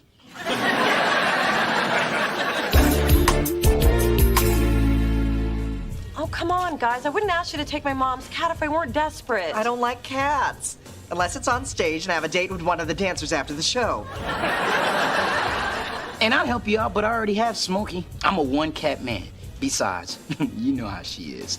She gets real possessive. Spencer, Smokey's a boy. Oh my gosh, she's a he? I let him lick my toes. I told you you'd like it if you just gave it a chance. It was a cat, Adam, not a dude. A cat. A cat! Hey, Mona, I'm in big trouble. Things are spinning out of control. Oh, but isn't Phyllis the sweetest, kindest, most gentlest person you've ever known? I should have known that you would throw that back in my face. And I should have known better than to come to you for help.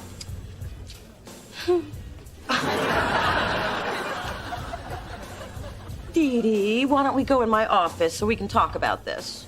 That's better.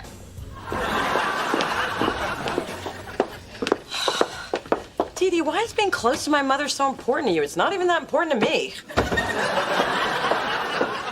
Mona, growing up, I never spent that much time with your mom. She'd drop you off, insult my mother, and pick you up and insult my mother.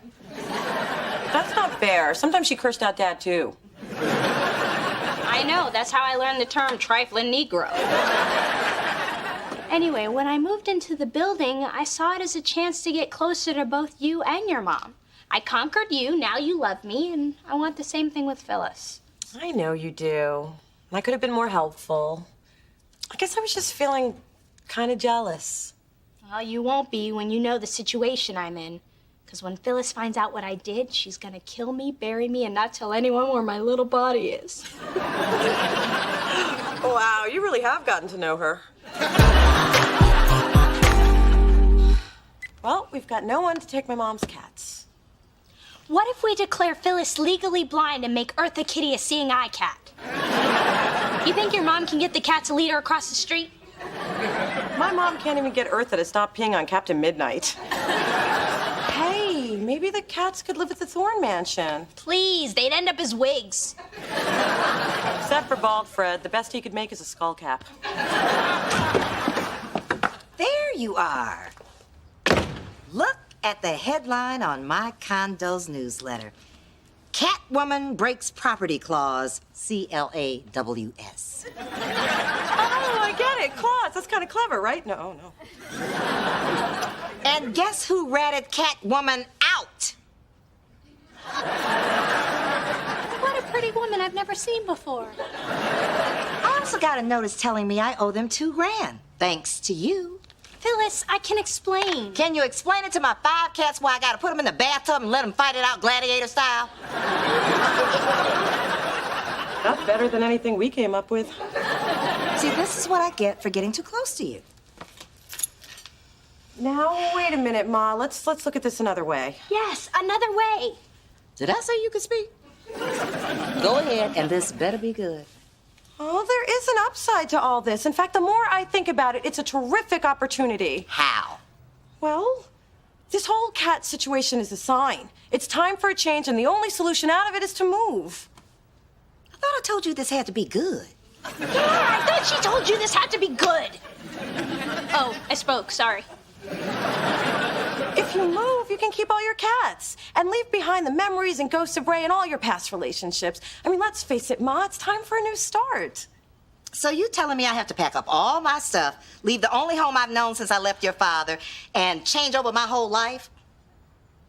That's a great idea. It is? Well, when we moved to a new place, it did help me get over your father and the divorce. I got a whole new outlook, my career took off, and we did okay. And if you move, you will be more than okay. Well, then that's it. I'm gonna move. Thank you, baby. Yeah. You do know I'm Dee Dee. Yeah, why are you hugging her? She almost had your cats fighting to the death. Well, if she hadn't fixed me up with the professor, it wouldn't have started the chain of events that's leading me into a whole new life. Aw, that is true. I'm feeling very close to you right now. Well, I gotta go pack. Mona, get your weight belt and meet me behind the Food for Less store. It's box day. Unbelievable. I totally bail you out, and what do I get? I'll tell you what I get. I get nothing. That's our mother.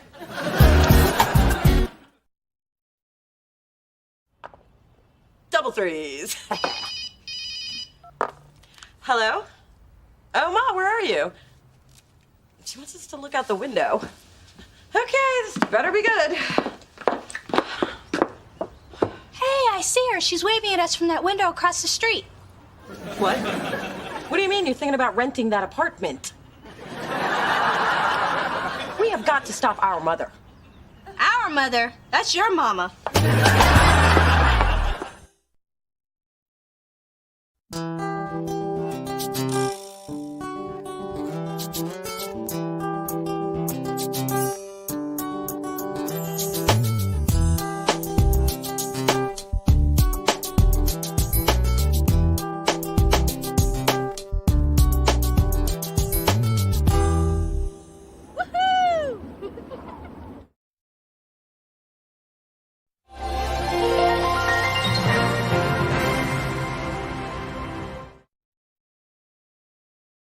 Thanks for helping me, Dee Dee. I really want to impress Chase with my knowledge of wine. No problem.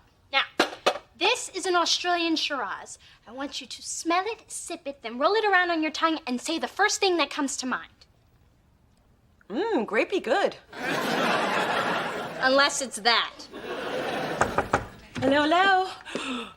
Look at all these open bottles of liquor. Am I in heaven or the backseat of my mother's Monte Carlo? Her perfect timing. A connoisseur has arrived. Oh, my, yes. Nothing chases my happy pills faster. Grapey good. That's what I said. So, Lodi, how have things been progressing at the sports agency? Fine, great. Oh, who am I kidding? It's crap. I'm halfway through the 6 months I was given to prove myself, and all I've proven is that I look really hot in a business suit. Well, at least the 3 months weren't wasted. If I don't sign a client of my own and show my boss that I'm an amazing agent, I'll go back to living on a budget and making sensible shopping choices. I won't go back to that hellish life. When I asked about the agency, I was really less concerned with the ins and outs of it and more concerned with the rich NBA players that you're meeting, dating, and potentially marrying. So let's start again. Who are you meeting, dating, and potentially marrying? Through this journey of discovery, finding you, I'm finding me. Finding you, I'm finding me. Now that I have someone special who brings out the joy, inside of me.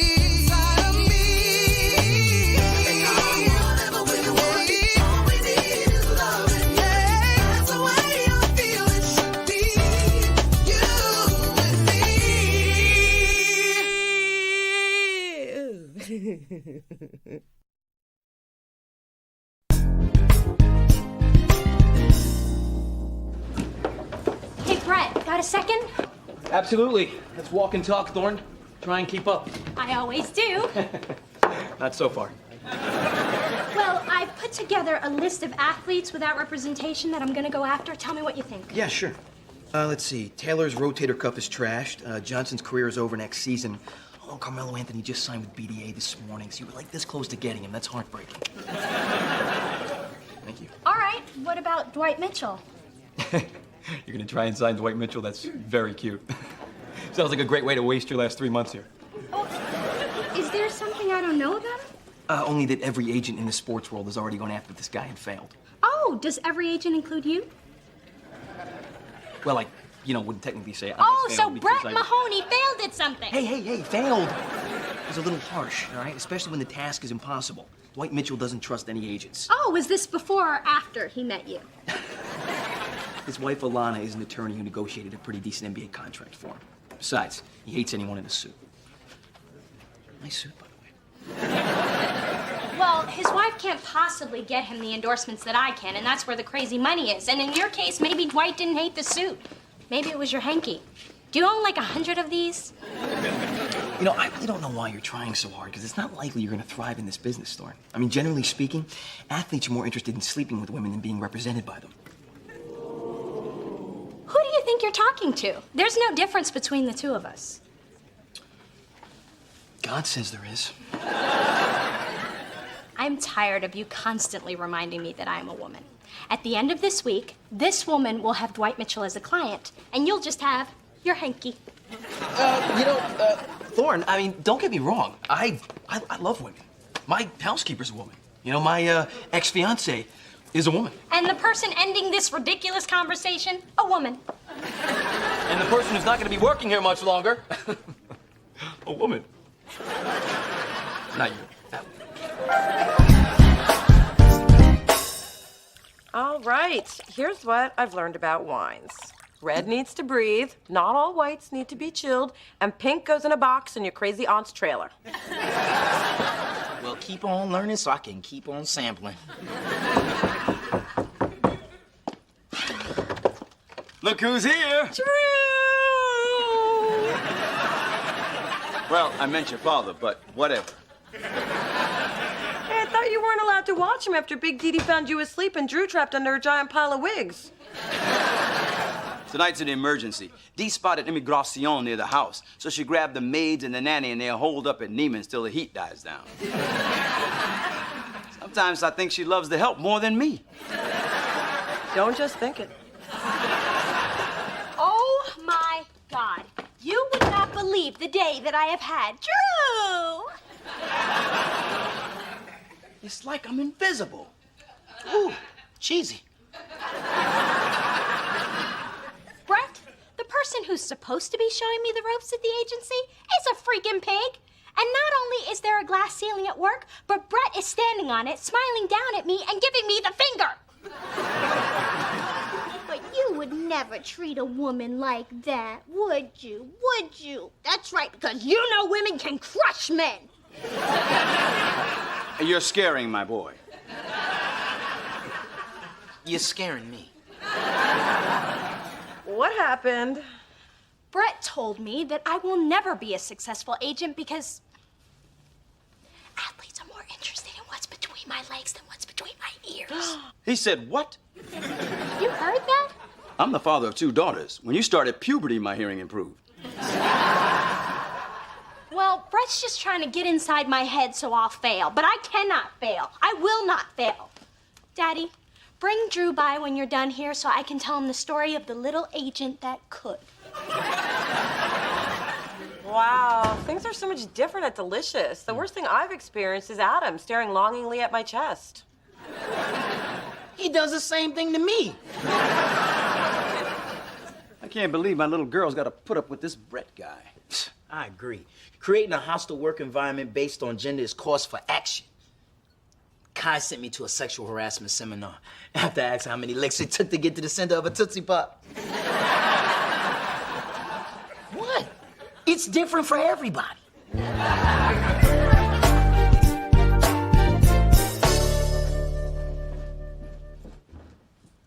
Hey, what are you doing here? Probably the same thing you're doing here. Good. We'll handle Dee Dee's little problem together. Her office is on the 15th floor. Let's do this, Chester. My name is not Chester. Ooh, fake name. Smart. In that case, my name is not Charles. It's Shaft. Yeah, that's it. Shut your mouth.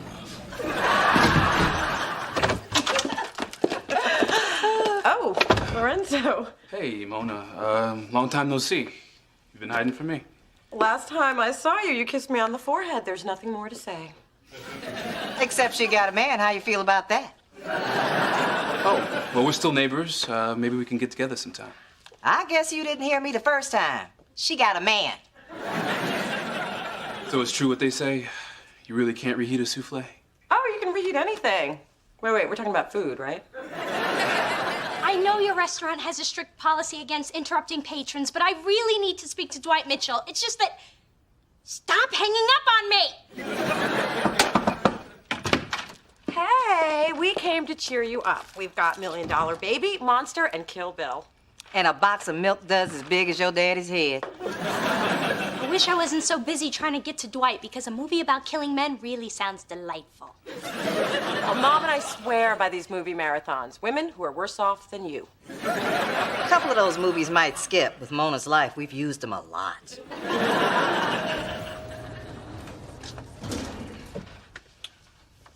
Hey, aren't you, Dee Dee's friend? Yeah. And I'm Dee Dee's father. Oh, it's very nice to meet you. We'll see how nice it is after we're done. Dee Dee told us how you've been treating her. You must have forgot. Every little girl has a daddy. What's going on here, guys? You know what this is.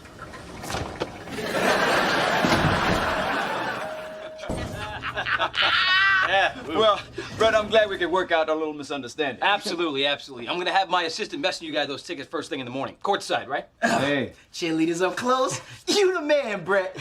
No. You both the man. Now that's how you do it. Yeah. Dee Dee's gonna thank us when she hears how we straighten Brett out, Chester. It's Spencer. It's just me. Let the fake name go. Girl, you are wearing those floors out.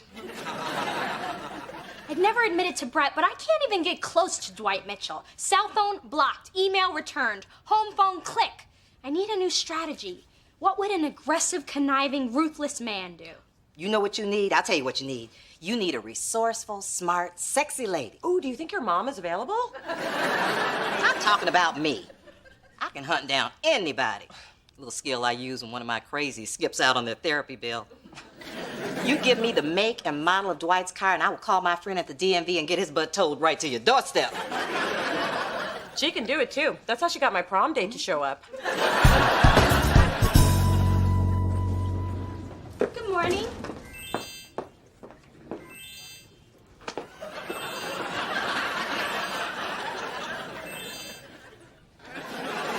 Thorne! Mahoney. Hey, listen, I just wanted to thank you for sending your father and his thug to ambush me last night. I didn't send anybody, and the only thug my father has is my mother. So you don't know anyone by the name of Shaft, Thorne, or Chester? Oh, no, they didn't. Oh, yes, they did. Yeah. It seems they're very concerned with the hard time you're having fitting into our little family here. Especially Shaft. You just don't see that kind of caring in the sports world. You know, maybe you're ushering in a whole new era. You know, what's next? Puppies? Crying? Pink uniforms? Excuse me, but I think I hear my phone ringing. Yeah, well, don't worry, Thorne. I assured them things will be different from now on, and I also filled the rest of the staff in on your special needs. Daddy's little girl? Yeah, I swear, I did not do that. I was the first person to laugh when I saw it, though. In fact, I'm still laughing.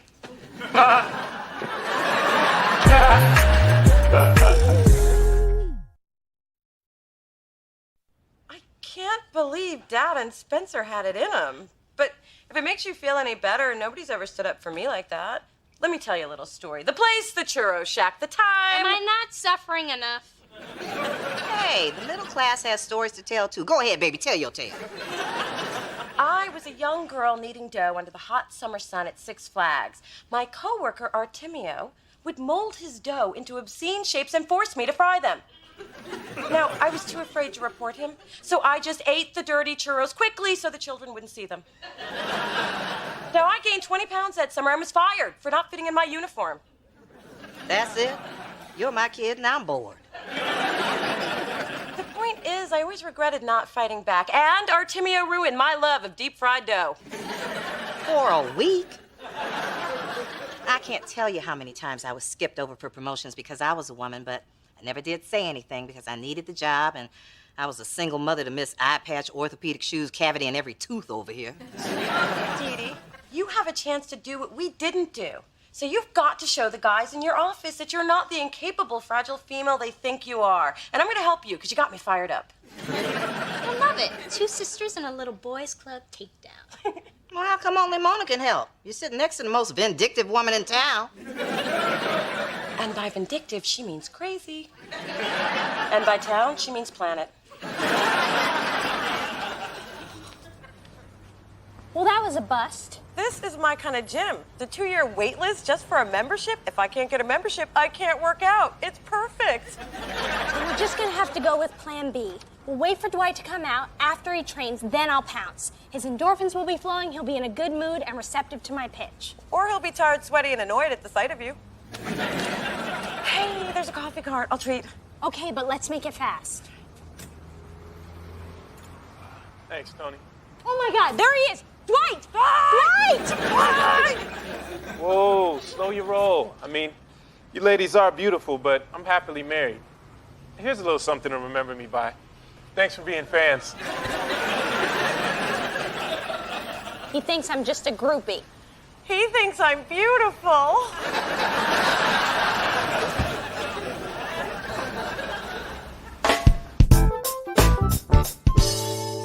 Sweetheart, please let Mother take you to dinner and cheer you up. Don't you and Daddy have to go to your Bay Area Realtors cocktail mixer? I hate that thing. And all those snobby society dimwits do is brag about their Aston Martins, their diamonds, and their stupid little dogs. It's maddening. Well, I'm gonna pass on dinner. This whole thing at work has ruined my appetite. I wish your father would have taken me to his chat with Brett. I'd have shown that boy's derriere what I learned as a Tallahassee Rockette. Your mother can kick like a horse. I knew this job would be challenging, but being the only female has made it even harder. That's because you're trying to act like a man. And if you keep doing that, you will always be at a disadvantage. As a woman, you have abilities men don't. That's where your power lies. I've never thought about it that way. I've been trying to play this game like a man would. I've forgotten what I'm capable of. Now you're cooking with estrogen. And if you have any left over, you should give it to Phyllis. She's looking a little nanny-goatish around the chin.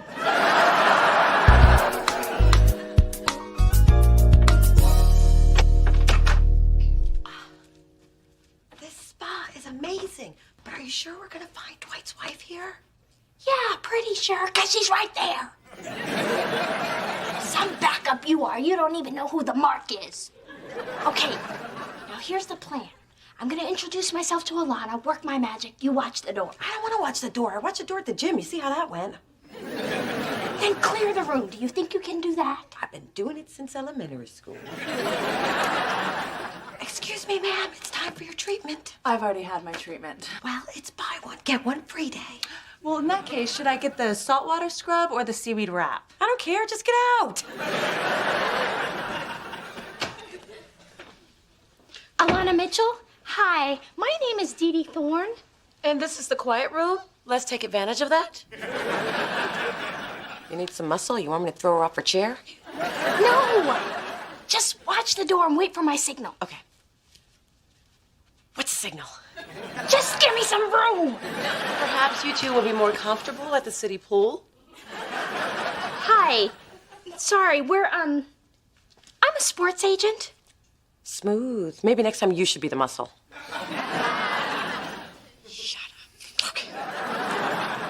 And I'll work night and day to make sure that your husband gets the best treatment the sports world has to offer. Dwight Mitchell belongs at GMG. You don't think we've heard any of that before? Dwight gets approached every week by hungry young agents giving him the same line. Admittedly, none of them have ever done it in a fluffy robe. Well, it's my own unique style. But the other thing that none of them have is my energy, drive, and passion. I can promise no one will work harder for Dwight than me. I'm proud of the work that I've done for my husband. Everyone who comes to us thinks that they can replace me. Oh, I don't want to replace you. I want to work with you. He is a powerhouse on the basketball court, and you've obviously got the brains and the business savvy. I just want to join your team and take Dwight to the next level. Alana, I know that you have never trusted agents, but you can trust me, and I'll have all the men at GMG working for us. How much longer are you guys gonna be? Because there's a group of angry women out there, and they're threatening to snap me with their towels. So, Alana, what do you say? Give me a shot.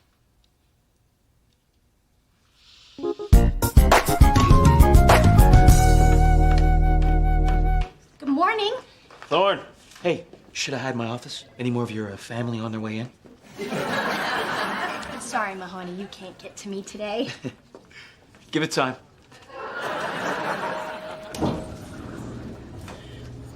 Hey, Dee Dee. Alana, Dwight, thanks for coming down. My office is right over here. You look familiar. Have I turned you down before? Well, you know, I wouldn't technically say. Yeah, you I was have. too- I thought I recognized that fancy pocket thingy you got. What do you have, like 100 of those? Why don't you two wait in my office and I'll be in 1 second. Hey, Brett, would you mind getting my clients some water? They may get a little dehydrated from all the paperwork they need to go over. Thanks. Hey. How did you land Mitchell? Never underestimate the power of women. Now, if you'll excuse me, Daddy's little girl needs to sign the unattainable client, and feel free to spread that around the office.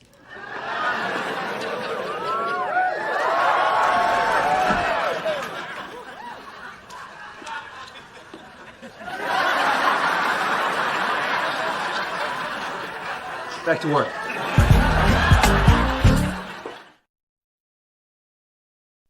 Okay, Shaft, Thorne, and Chester. I understand your male instinct to protect me, and I know there was love behind that. But if you ever get involved in my business again, I cannot be responsible for my actions. Honey, I was just trying to... I know what you were trying to do. Try less.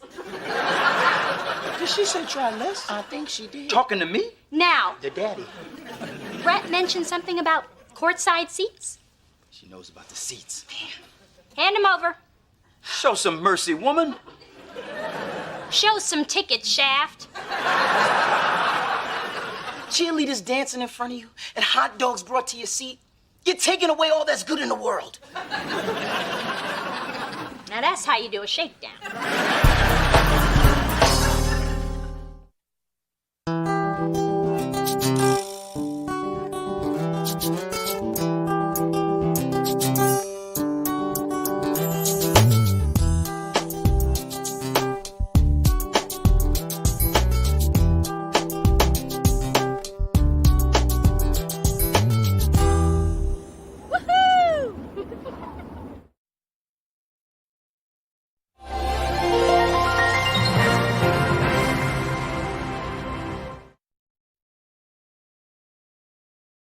Previously on Half and Half.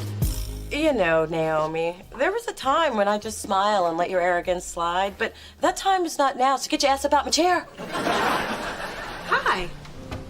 You said you arranged a spa day for me. I didn't realize you meant a spa day for me and you.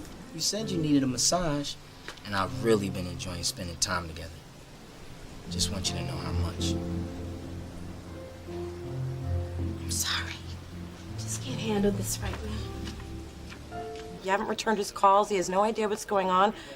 I think you owe him an explanation. Spencer, my first boyfriend and I, we didn't use condoms, and I contracted HIV. Damn. Yeah, when I tell people, I get all kinds of reactions. That's why I haven't had many serious relationships. It doesn't matter. But you're still the same girl I want to get to know better. Let's start here.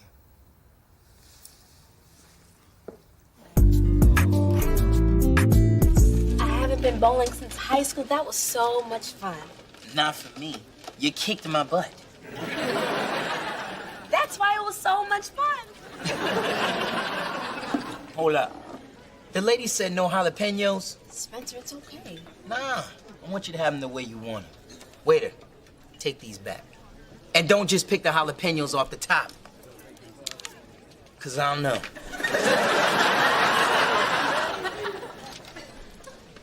Spencer, you're really special. I think so too. Through this journey of discovery, finding you, I'm finding me. Finding you, I'm finding me. Now that I have someone special who brings out the joy, inside of me.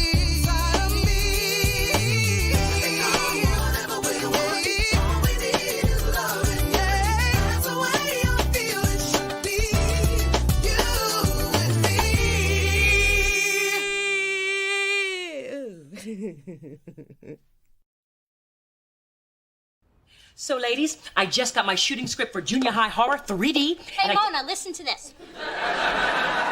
Did I tell you my new boyfriend Brad's an actor? We met during my mom's wardrobe fitting. He's playing murdered teacher #1. Yes, you told me every day for the last 2 weeks, but it's better than listening to you whine on about your dating drought or your lack of sex. Oh, I'm sorry. I didn't think you could spell after 3 martinis. Well, I can, and it's been 4. Anywho, who would have thought that Dita LaFontaine's big screen debut would be as a gym teacher? You mean that's the only exercise you get is chasing down diamonds and running up bills? A tee-hee. Now, in my pivotal scene, I'm trapped in the showers by a zombie ex-student hell-bent on revenge. Charles, help me show the girls what we rehearsed. Don't kill me! Don't kill me! Please don't kill me! So she finally pushed you over the edge. Go for it, little man. No one will blame you. Just let me get a good seat. Brad, I've really had a great time with you these last couple of weeks. We owe it all to your mom. I'm just sorry I got murdered before I got to know her better. Hey, listen, I have some great news. I've been cast in a new San Francisco-based reality show. That is fantastic. Yeah, it's called The Real One. It airs live and cameras follow me on my quest to find a soulmate. But I thought we were dating. Look around. A cozy booth, a dimly lit bar, my hand on your thigh. Don't worry, I'm only doing this show for my career. Besides, there's no reason we can't continue dating on camera. Want me to be on the show with you? With cameras and everything? Sure, we just keep doing what we're doing now, except with more makeup. You're wearing makeup? As an actor, I feel it's in my best interest. So what do you say? Wow. I've never dated anyone on TV before, but okay, I guess. So when do I have to be ready? Right now. Dee Dee, nice to meet you. Your job is to look hot. Brad, you're trying to figure out if she's your soulmate or at least someone you banged tonight. Now make me laugh, make me cry, because if this show tanks, I'm back to videotaping crime scenes. And action! Brad! Nice to meet you. My name is Dee Dee. I'm saying that because we've never met, although some people say we've all met in a previous life. Do you think that's true? Well, I guess. I totally agree. It's like the editorial in the Wall Street Journal, which I read today, as I do every day after I finish the San Francisco Chronicle, which I really only get for the Sudoku, which is... Dee, take a breath, have some wine. Let me talk. So, Brad, what do you do for fun? Well, I run. Me too! 5 miles a day. Although, what's really helped me is sports meditation. Sometimes I just chant, because when Stay I on go her. to She's the a time bomb. We're talking tick, tick, but boom. I tell myself, Dee Dee, go, Dee Dee, go. And it really works because my job is really stressful. Hey. Hey. It's really good to see you. Well, I figured I should really thank you for talking Naomi into talking to me. I just thought she owed you an explanation for the way she was treating you. Well, she had one. Actually, it was a good one. Oh, really? Like what? She's HIV positive. Wow. Spencer, I never liked her, but now I wish I hadn't said so many terrible things about her. Yeah, you have been pretty rough on her. Look, Spencer, I'm so sorry. I know how into Naomi you were. Were? I still am. What, you think I'm so shallow that I could just turn off my feelings because of this? You? Well, yeah. Well, maybe a year ago I would have. But a lot of people have already turned against Naomi. I'm not gonna be one of them. And every time the camera was on, I turned into this babbling idiot I don't even know. I mean, I'm not like that at all. Am I like that? I'm not like that. Oh my God, I am like that. I bet you if you pour us some scotch, we'll all feel better. Or at least less parched. Having a drink to cheer myself up. Dear Lord, is this how it starts? Starts with talking to yourself. Yes, that's exactly how it started. Well, I have some very exciting news. Junior High Horror 3D has just brought on an A-list director.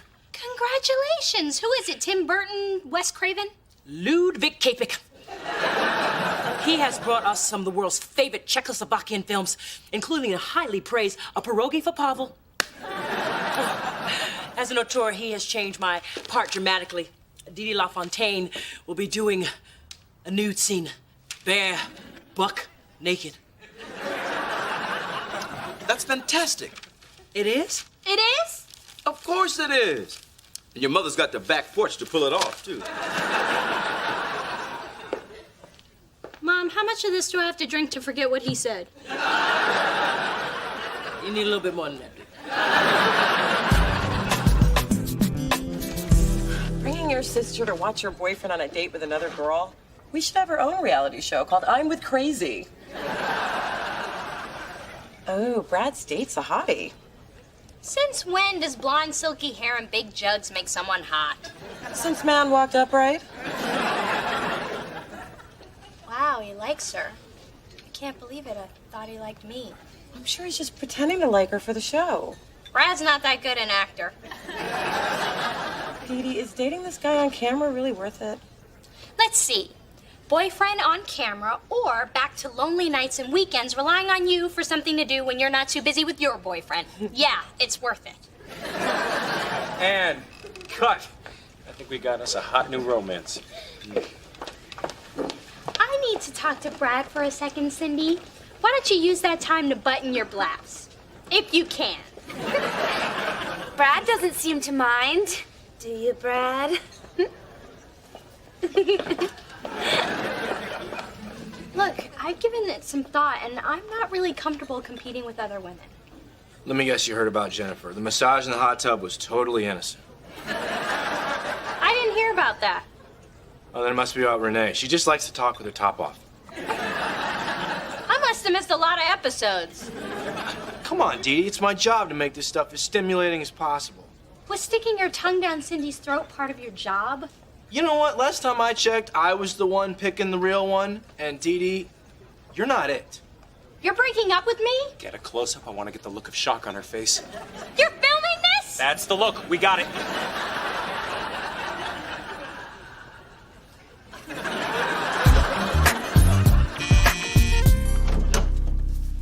Hey, Spencer. Hey. I brought your favorite pizza, sausage and pepperoni, with extra sausage and pepperoni. Oh, you've been paying attention. I like that. I got something for you, too. I booked us a ski trip in Aspen. A less sophisticated brother might have suggested we go to Vegas, although there is a special rate at Circus. You like Sin City, baby? No, Spencer, when I first found out about my HIV status, I totally shut down emotionally. Which is understandable. I mean, that's pretty devastating news, but I'm here to help with all of that. And you have. You've accepted everything about me. And because of you, I know I'm worthy of being loved again. Yes, you are. Spencer, you've given me the courage to open up and to believe that someone could love me despite my situation. So I'm willing to give a relationship a chance. I knew all this mocha manhood would finally get your attention. I meant I'm ready to confess how I feel to a guy I fell in love with years ago. What? I've just always been too scared to tell him. But where the hell he come from? Been friends for years. I've just been too afraid to pursue it further. But now I'm not. Thanks to you. So damn helpful.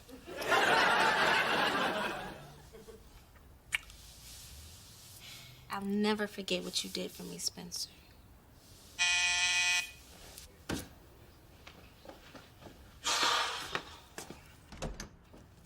Hey, guys, I'm glad you're both here. I brought you a little present. Now, Naomi, I know you and I have had our difficulties in the past, but that's just what it is, the past. Because now that you and Spencer are together... Mona, she just dumped me. How could you do that to him? Oh, Mona. Pleasant as usual.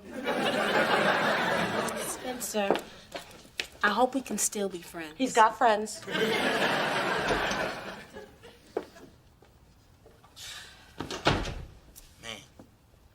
Didn't see that one coming. Spence, I know it doesn't seem I just like want I've to been... be alone right now. Are you sure? Because I'm here. Mona, the only reason you came over here is because you're feeling guilty. You haven't supported me through any of this. Now you want to act like you care? Well, I know you don't. So just leave.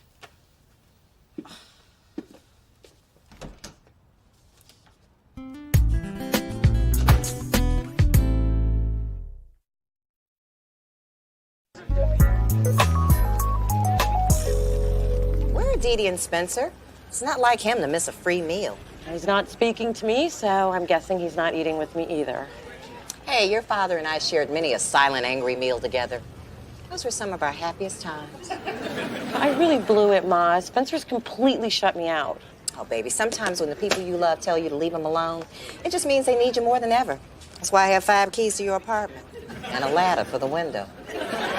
Ma, when I tell you to leave me alone, I really mean it.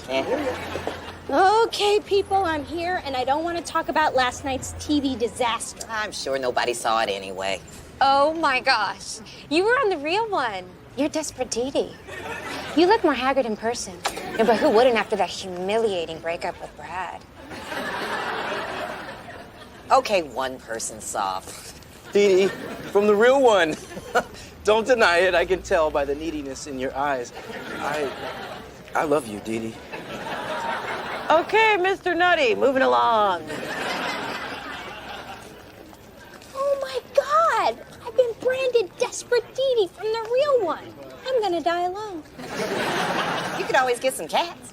You want me to die alone covered in cat hair? Too bad you can't get back on the show. Maybe you could change your image and not seem like a needy, pathetic loser anymore. I say go for it. I mean, it can't get any worse. Hey, if you won't go out with me, can you at least sign my chest? I'm very smooth. Bye, baby. Phyllis, have you heard the big news? My Dee's doing a nude scene in her movie, Junior High Horror 3D. That's right. Though I've been a dedicated user, I've stepped up my regimen of Olay face and body products. By the time I do my nude scene, I'll have the skin of a newborn. Minus the baby fat and afterbirth. Now the whole world will see her amazing body in 3D. Big girl naked on the big screen. Now that really is a horror film. I'm going to the ladies' room, Brad, and when I come back, you'll have to guess which article of clothing I am not wearing. Here's a hint.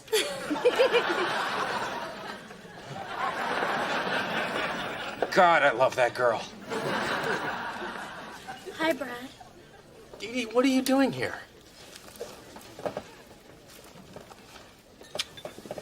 We're good together, Brad.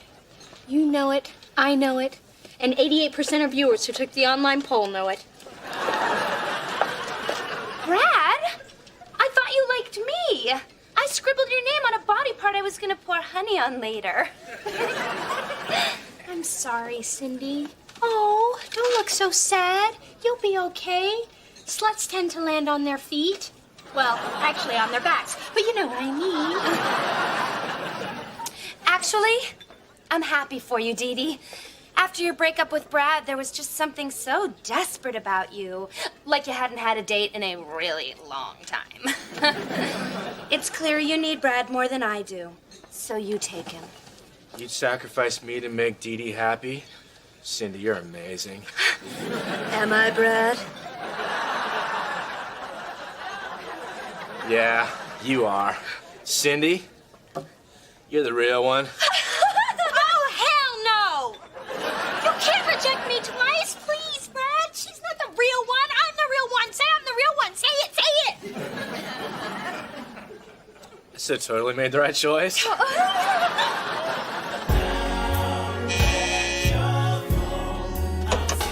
Look, I know you don't want to talk to me, Mona, right? this is not a good time. Too bad. I'm not letting you go through this alone.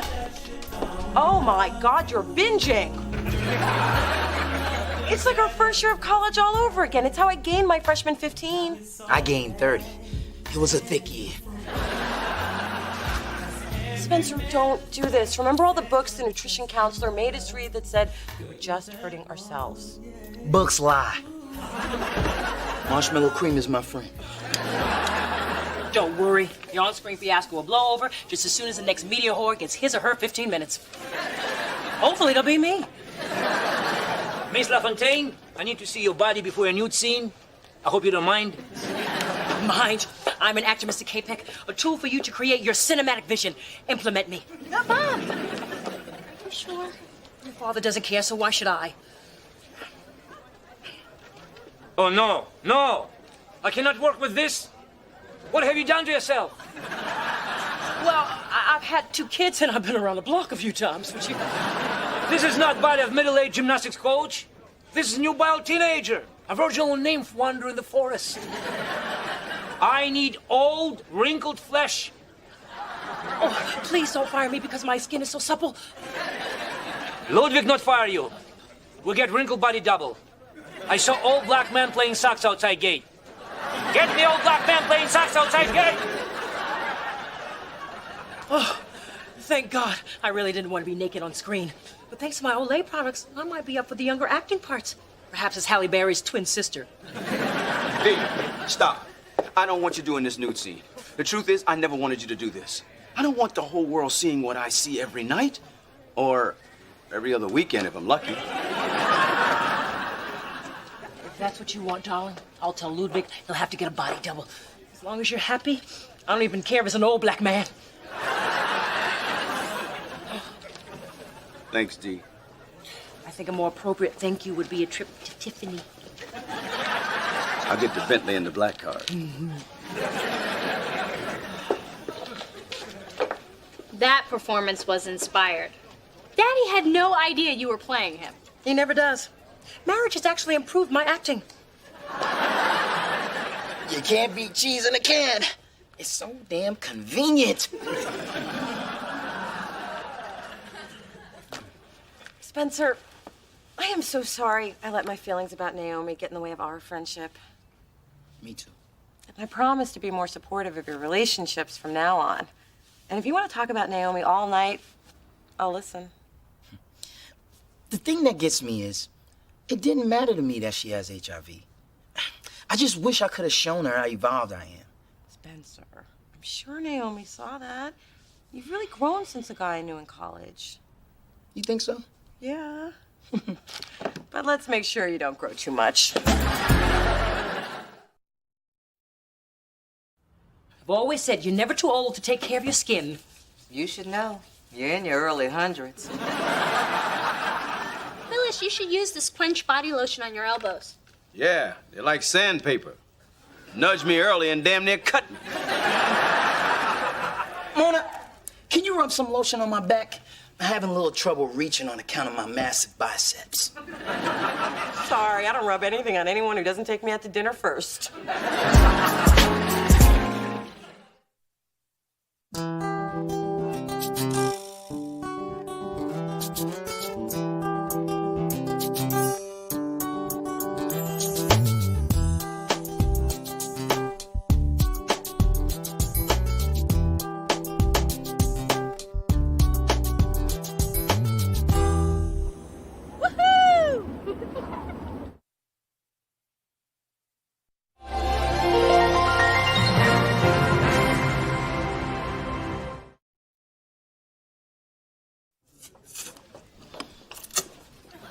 Mona, I know it's a tedious process, but you actually have to lift the chopsticks to get the food into your mouth. And garlic noodles are your favorite. I've lost the will to slurp.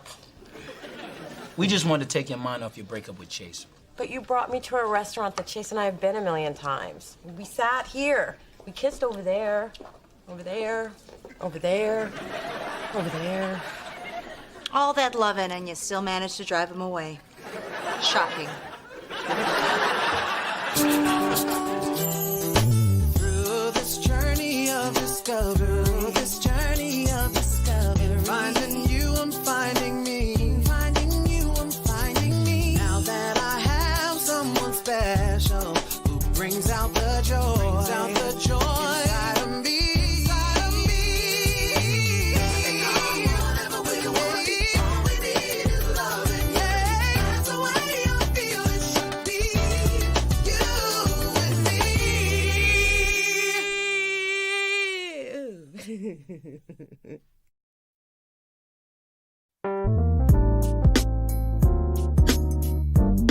Dwight, now that your team has made the playoffs, you are the hottest thing in the NBA. Well, that's an understatement. You're hot as the sun. You're Dwight Mitchell. In fact, you're hotter than the sun. Actually, you are so hot, the planets are starting to revolve around you. Woo! Up high. Nothing? Okay. We intend to capitalize on that heat to get you even more publicity and more lucrative endorsement deals. Lucrative is my favorite word. Mine too. Are you my brother from another mother? Why is he here again? I've invited Brett on as my number 2 so GMG can give you more focus. Well, I wouldn't exactly have used the term number 2. I prefer to think of us as co-ones. Yeah, that's what all the number 2s say.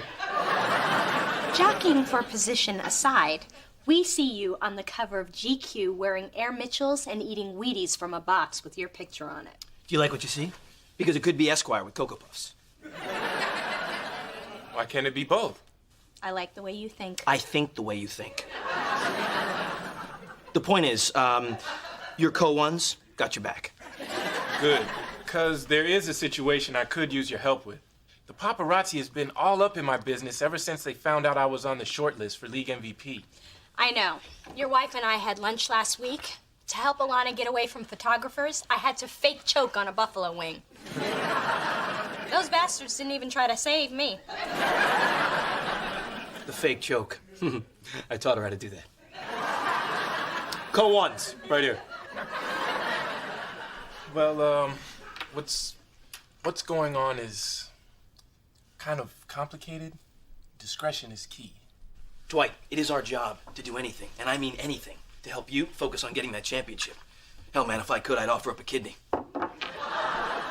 That goes for me, too. I'd offer up Brett's kidney as well. Go once.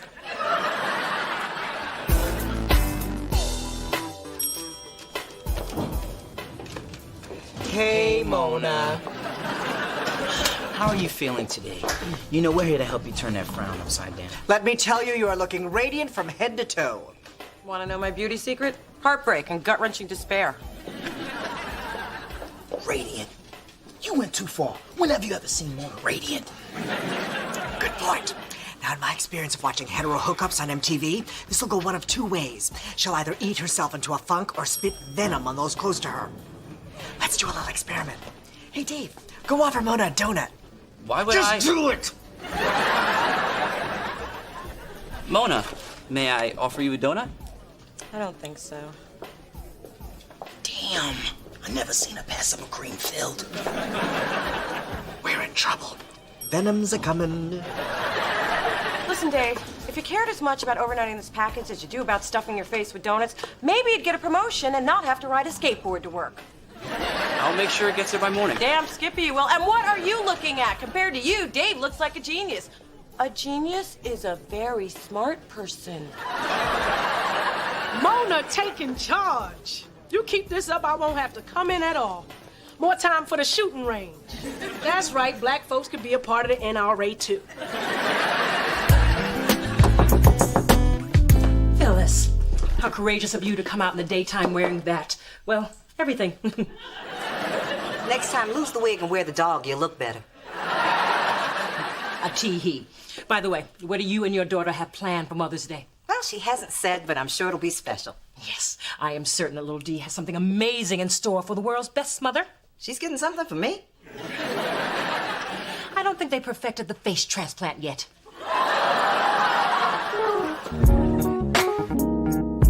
Little Dee, where have you hidden Mother's expensive yet sweet and sentimental Mother's Day present? Mom, what are you doing here? I don't know. Where am I? Have you been drinking again?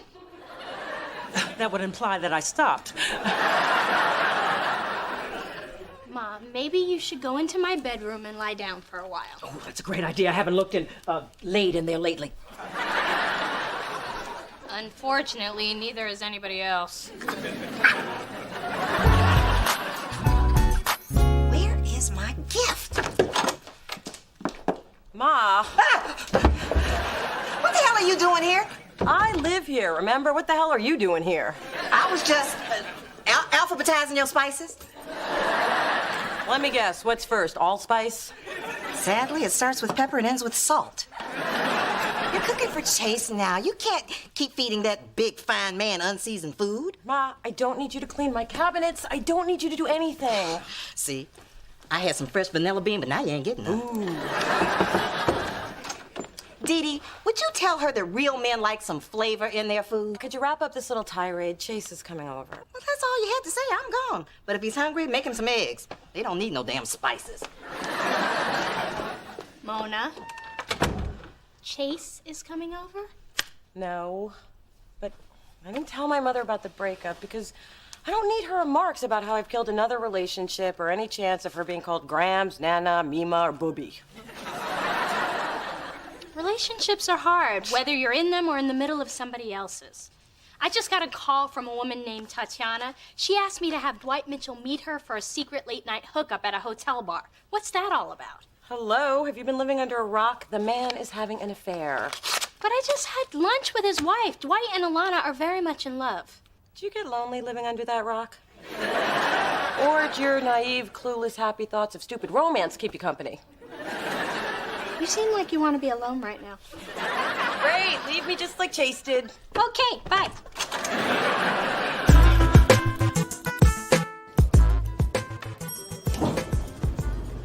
Hey, Mona, these are for you. Just cause. They'll just die in a week, and then I'll have a stinky bowl on my desk.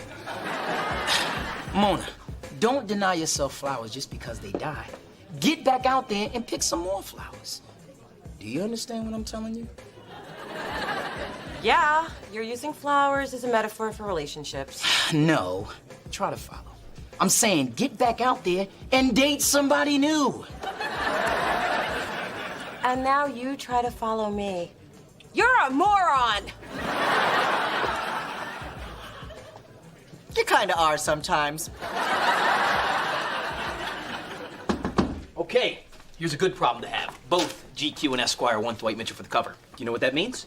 It means he'll be so hot, my cell phone's gonna be ringing 24/7 with hoes like Tatiana that Dwight slipped my number to. That's not what I was gonna say. Keep your phone charged up. I will not. The only thing worse than a married man meeting a woman in a hotel room is putting me in the middle of it. I mean, not me literally in the middle. That's not my thing. Man up, Thorne. Athletes have affairs, all right? And obviously, Dwight is smart enough to use his resources. Us, to keep his business, hoes, away from his public. His wife. Well, as a woman, I'm not gonna stand for it. Dwight's behavior is unacceptable, and Alana is my girl. Oh, how sweet. You know, it's too bad that sisterhood crap has no place in the sports world. Our main concern is our client. Remember that. Blah, blah, sports world, yeah. So you're gonna keep quiet, and you're gonna like it. Fine. I'll keep quiet, but I won't like it. Can you do that quietly to yourself?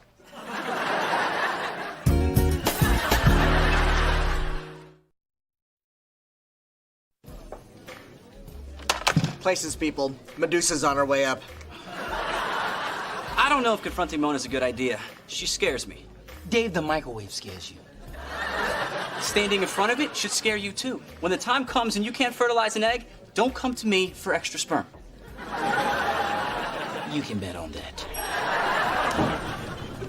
Mona! Best friend, come, have a seat. I'm not giving anybody any money, so don't give me the big eyes. Here, I made you a cup of coffee. Don't give anything hot. She might throw it. Let's cut to the real, girlfriend. You've been hurting yourself and those who love you. And those who merely tolerate you, like myself. Maybe you forgot, but I'm a vice president. If you have a problem with my performance, you can speak to me privately. I am tired of being the only one here who's a professional. Mona, can I speak? I'm not finished, woman. Oh, yes, you are. Your office now.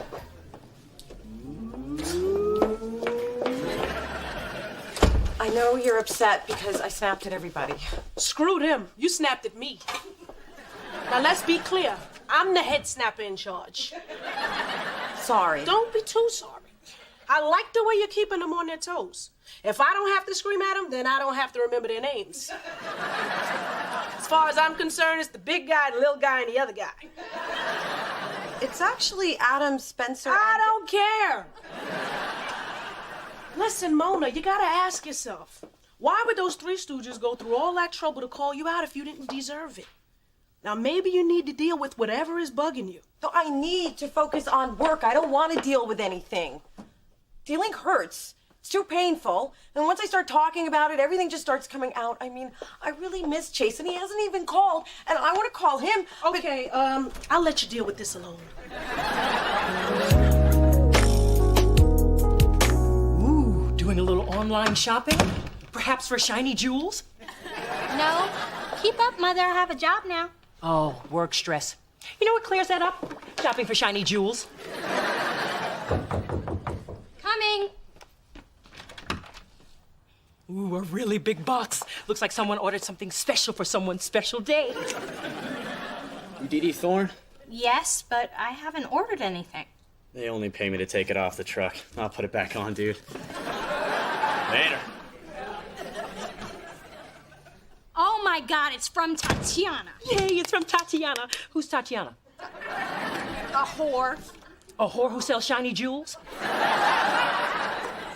Dee Dee, for Dwight's eyes only, counting on you to keep this from Alana. Thanks, Tatiana. I can't believe this. Now I'm being used to secretly exchange packages? Dwight Mitchell's turning me into a mule. Heavier than a fur, yet lighter than a crown and scepter set. Mom, have you heard a word I've said? Of course I have. Your job is great, and somebody named Mitchell just bought you a new pair of mules.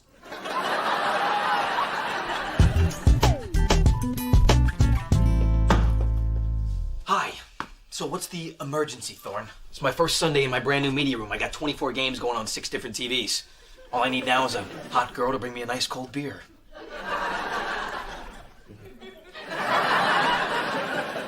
Dwight's coming by. And I'm here without my cold beer because... What the hell is this? This is why we're here. Because Dwight has crossed ethical lines, and I'm gonna tell him, and you're gonna back me up, Co-1. I thought I told you to be quiet and like it. Why aren't you being quiet and liking it?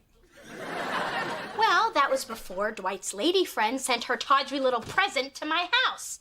I am a sports agent. I fought hard to be one, and I'm not going to jeopardize my integrity and my reputation so some ball player can score in someone else's court. Hey, when you come to this office, you leave your integrity at home. Hey, Dee Dee. Does this guy ever go home? Home. That's a great idea. Let's all go. Come on, it's Sunday. Not until Dwight explains this. Hey, Tatiana came through. My wife doesn't have a clue about any of this. And keeping it from her is what we get paid to do. Isn't that right, Thorne? That's sick. She means that in the hip-hop way. Dwight, do you think it's right that your agent haul messages and gifts between you and your mistress? Mistress? I ain't cheating. Tatiana designed this as a surprise for my wife. I didn't want the press to know that Alana and I are having a baby. Alana's pregnant. I told you Dwight wasn't cheating. Some people can be so suspicious. And some people can count on payback later. I can't wait to show this to Alana. It's her very first Mother's Day present. I hope I don't cry. Mother's Day is today? My mother is gonna kill me. What kind of a child forgets? Oh, crap, it's Mother's Day? All right, I'm dressed up, perfume, and ready to act surprised. So where you taking... Baby, what's the matter? Talk to me. What's wrong? Chase and I broke up. What? When did that happen? Last week. Oh, sweetie. I'm so sorry. I just didn't know how to deal with it, so I've been lashing out at everybody. Well, that's okay, baby. I know how hard this is. Look, if you need to lash out at me, start with my perfume. I think I doused where I should have dabbed. I wasn't gonna say anything, but it is making my eyes sting. Ma, things were so great with Chase, and next thing I know, it was all falling apart. Look, I know it's painful, but you'll get through this. We'll get through it together. 2 single women. You're not single, you have Glenn. Not anymore. Glenn's decided to leave San Francisco and help rebuild New Orleans. Wow, that's big. Yeah. And there's no way I'm moving to New Orleans. You know what that humidity does to our hair? Even the fake stuff frizzes up. So, I had no choice but to respect his decision. But why haven't you said anything till now? Guess I was trying to deal with my breakup, too. Ma, I'm so sorry you and Glenn didn't work out. Hey, we worked out for 6 blissful months. And who knows, he may decide to come back for some more of this bubbling brown sugar. Ma, if you were trying to take my mind off Chase by grossing me out, job done. But thanks for being here, and sorry you have to see me like this. Are you kidding? Knowing you still need me is the best Mother's Day present I could ever get. Mother's Day? Wow. Every other restaurant in town was completely packed. I can't believe this place is empty. Thank you for pointing it out. We're thrilled, too. You do have a full bar, though, right? Full bar and Mother's Day karaoke. You can see how popular it is. Here's your damn croissant. Seat yourselves. Mom, I really am sorry I forgot about Mother's Day. Oh, Pisha, this is the best Mother's Day ever. It is? Absolutely. It's the first one in years I haven't had to endure Phyllis picking brunch out of her goatee. Better than watching you passed out face down in your Eggs Benedict after a jug of Bloody Marys. Not again. What an awful time to be sober. I heard they had karaoke here. That'll take my mind off being stuck with tall, bald, and surgically altered. Oh, no. I am not going to listen to you screech like a cat in heat again. If anybody's going to sing today, it's going to be the person who can. Me. He met Mama Lot down in old New Orleans. Walked up on the street. She said, hello, hey, Joe. You want to give it a go? Gitchy, gitchy, ya, ya, da, da. Gitchy, gitchy, ya, ya, here. Chocolate, ya, ya. Real lady Mama Lot. Voulez-vous coucher avec moi? This one. Voulez-vous coucher avec moi? Hey, sister, go, sister, go. Sorry, Tina. We didn't know we'd be here for 20 songs. It's been 25, but it's okay. Thanks to your mom and her bar tab, it's our biggest day ever.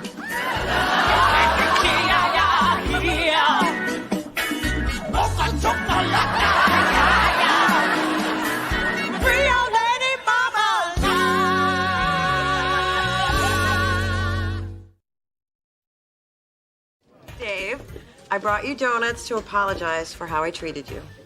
This is a trick, isn't it? Dave, take the damn donuts and go. Tear them down one day, build them up the next. I love the monster I've created. Hey, guys, I just wanted to thank you for what you tried to do for me. Aw, we're just glad the real Mona's back. It's nice not to be greeted in the morning with a hard slap across the face. I can get that at home.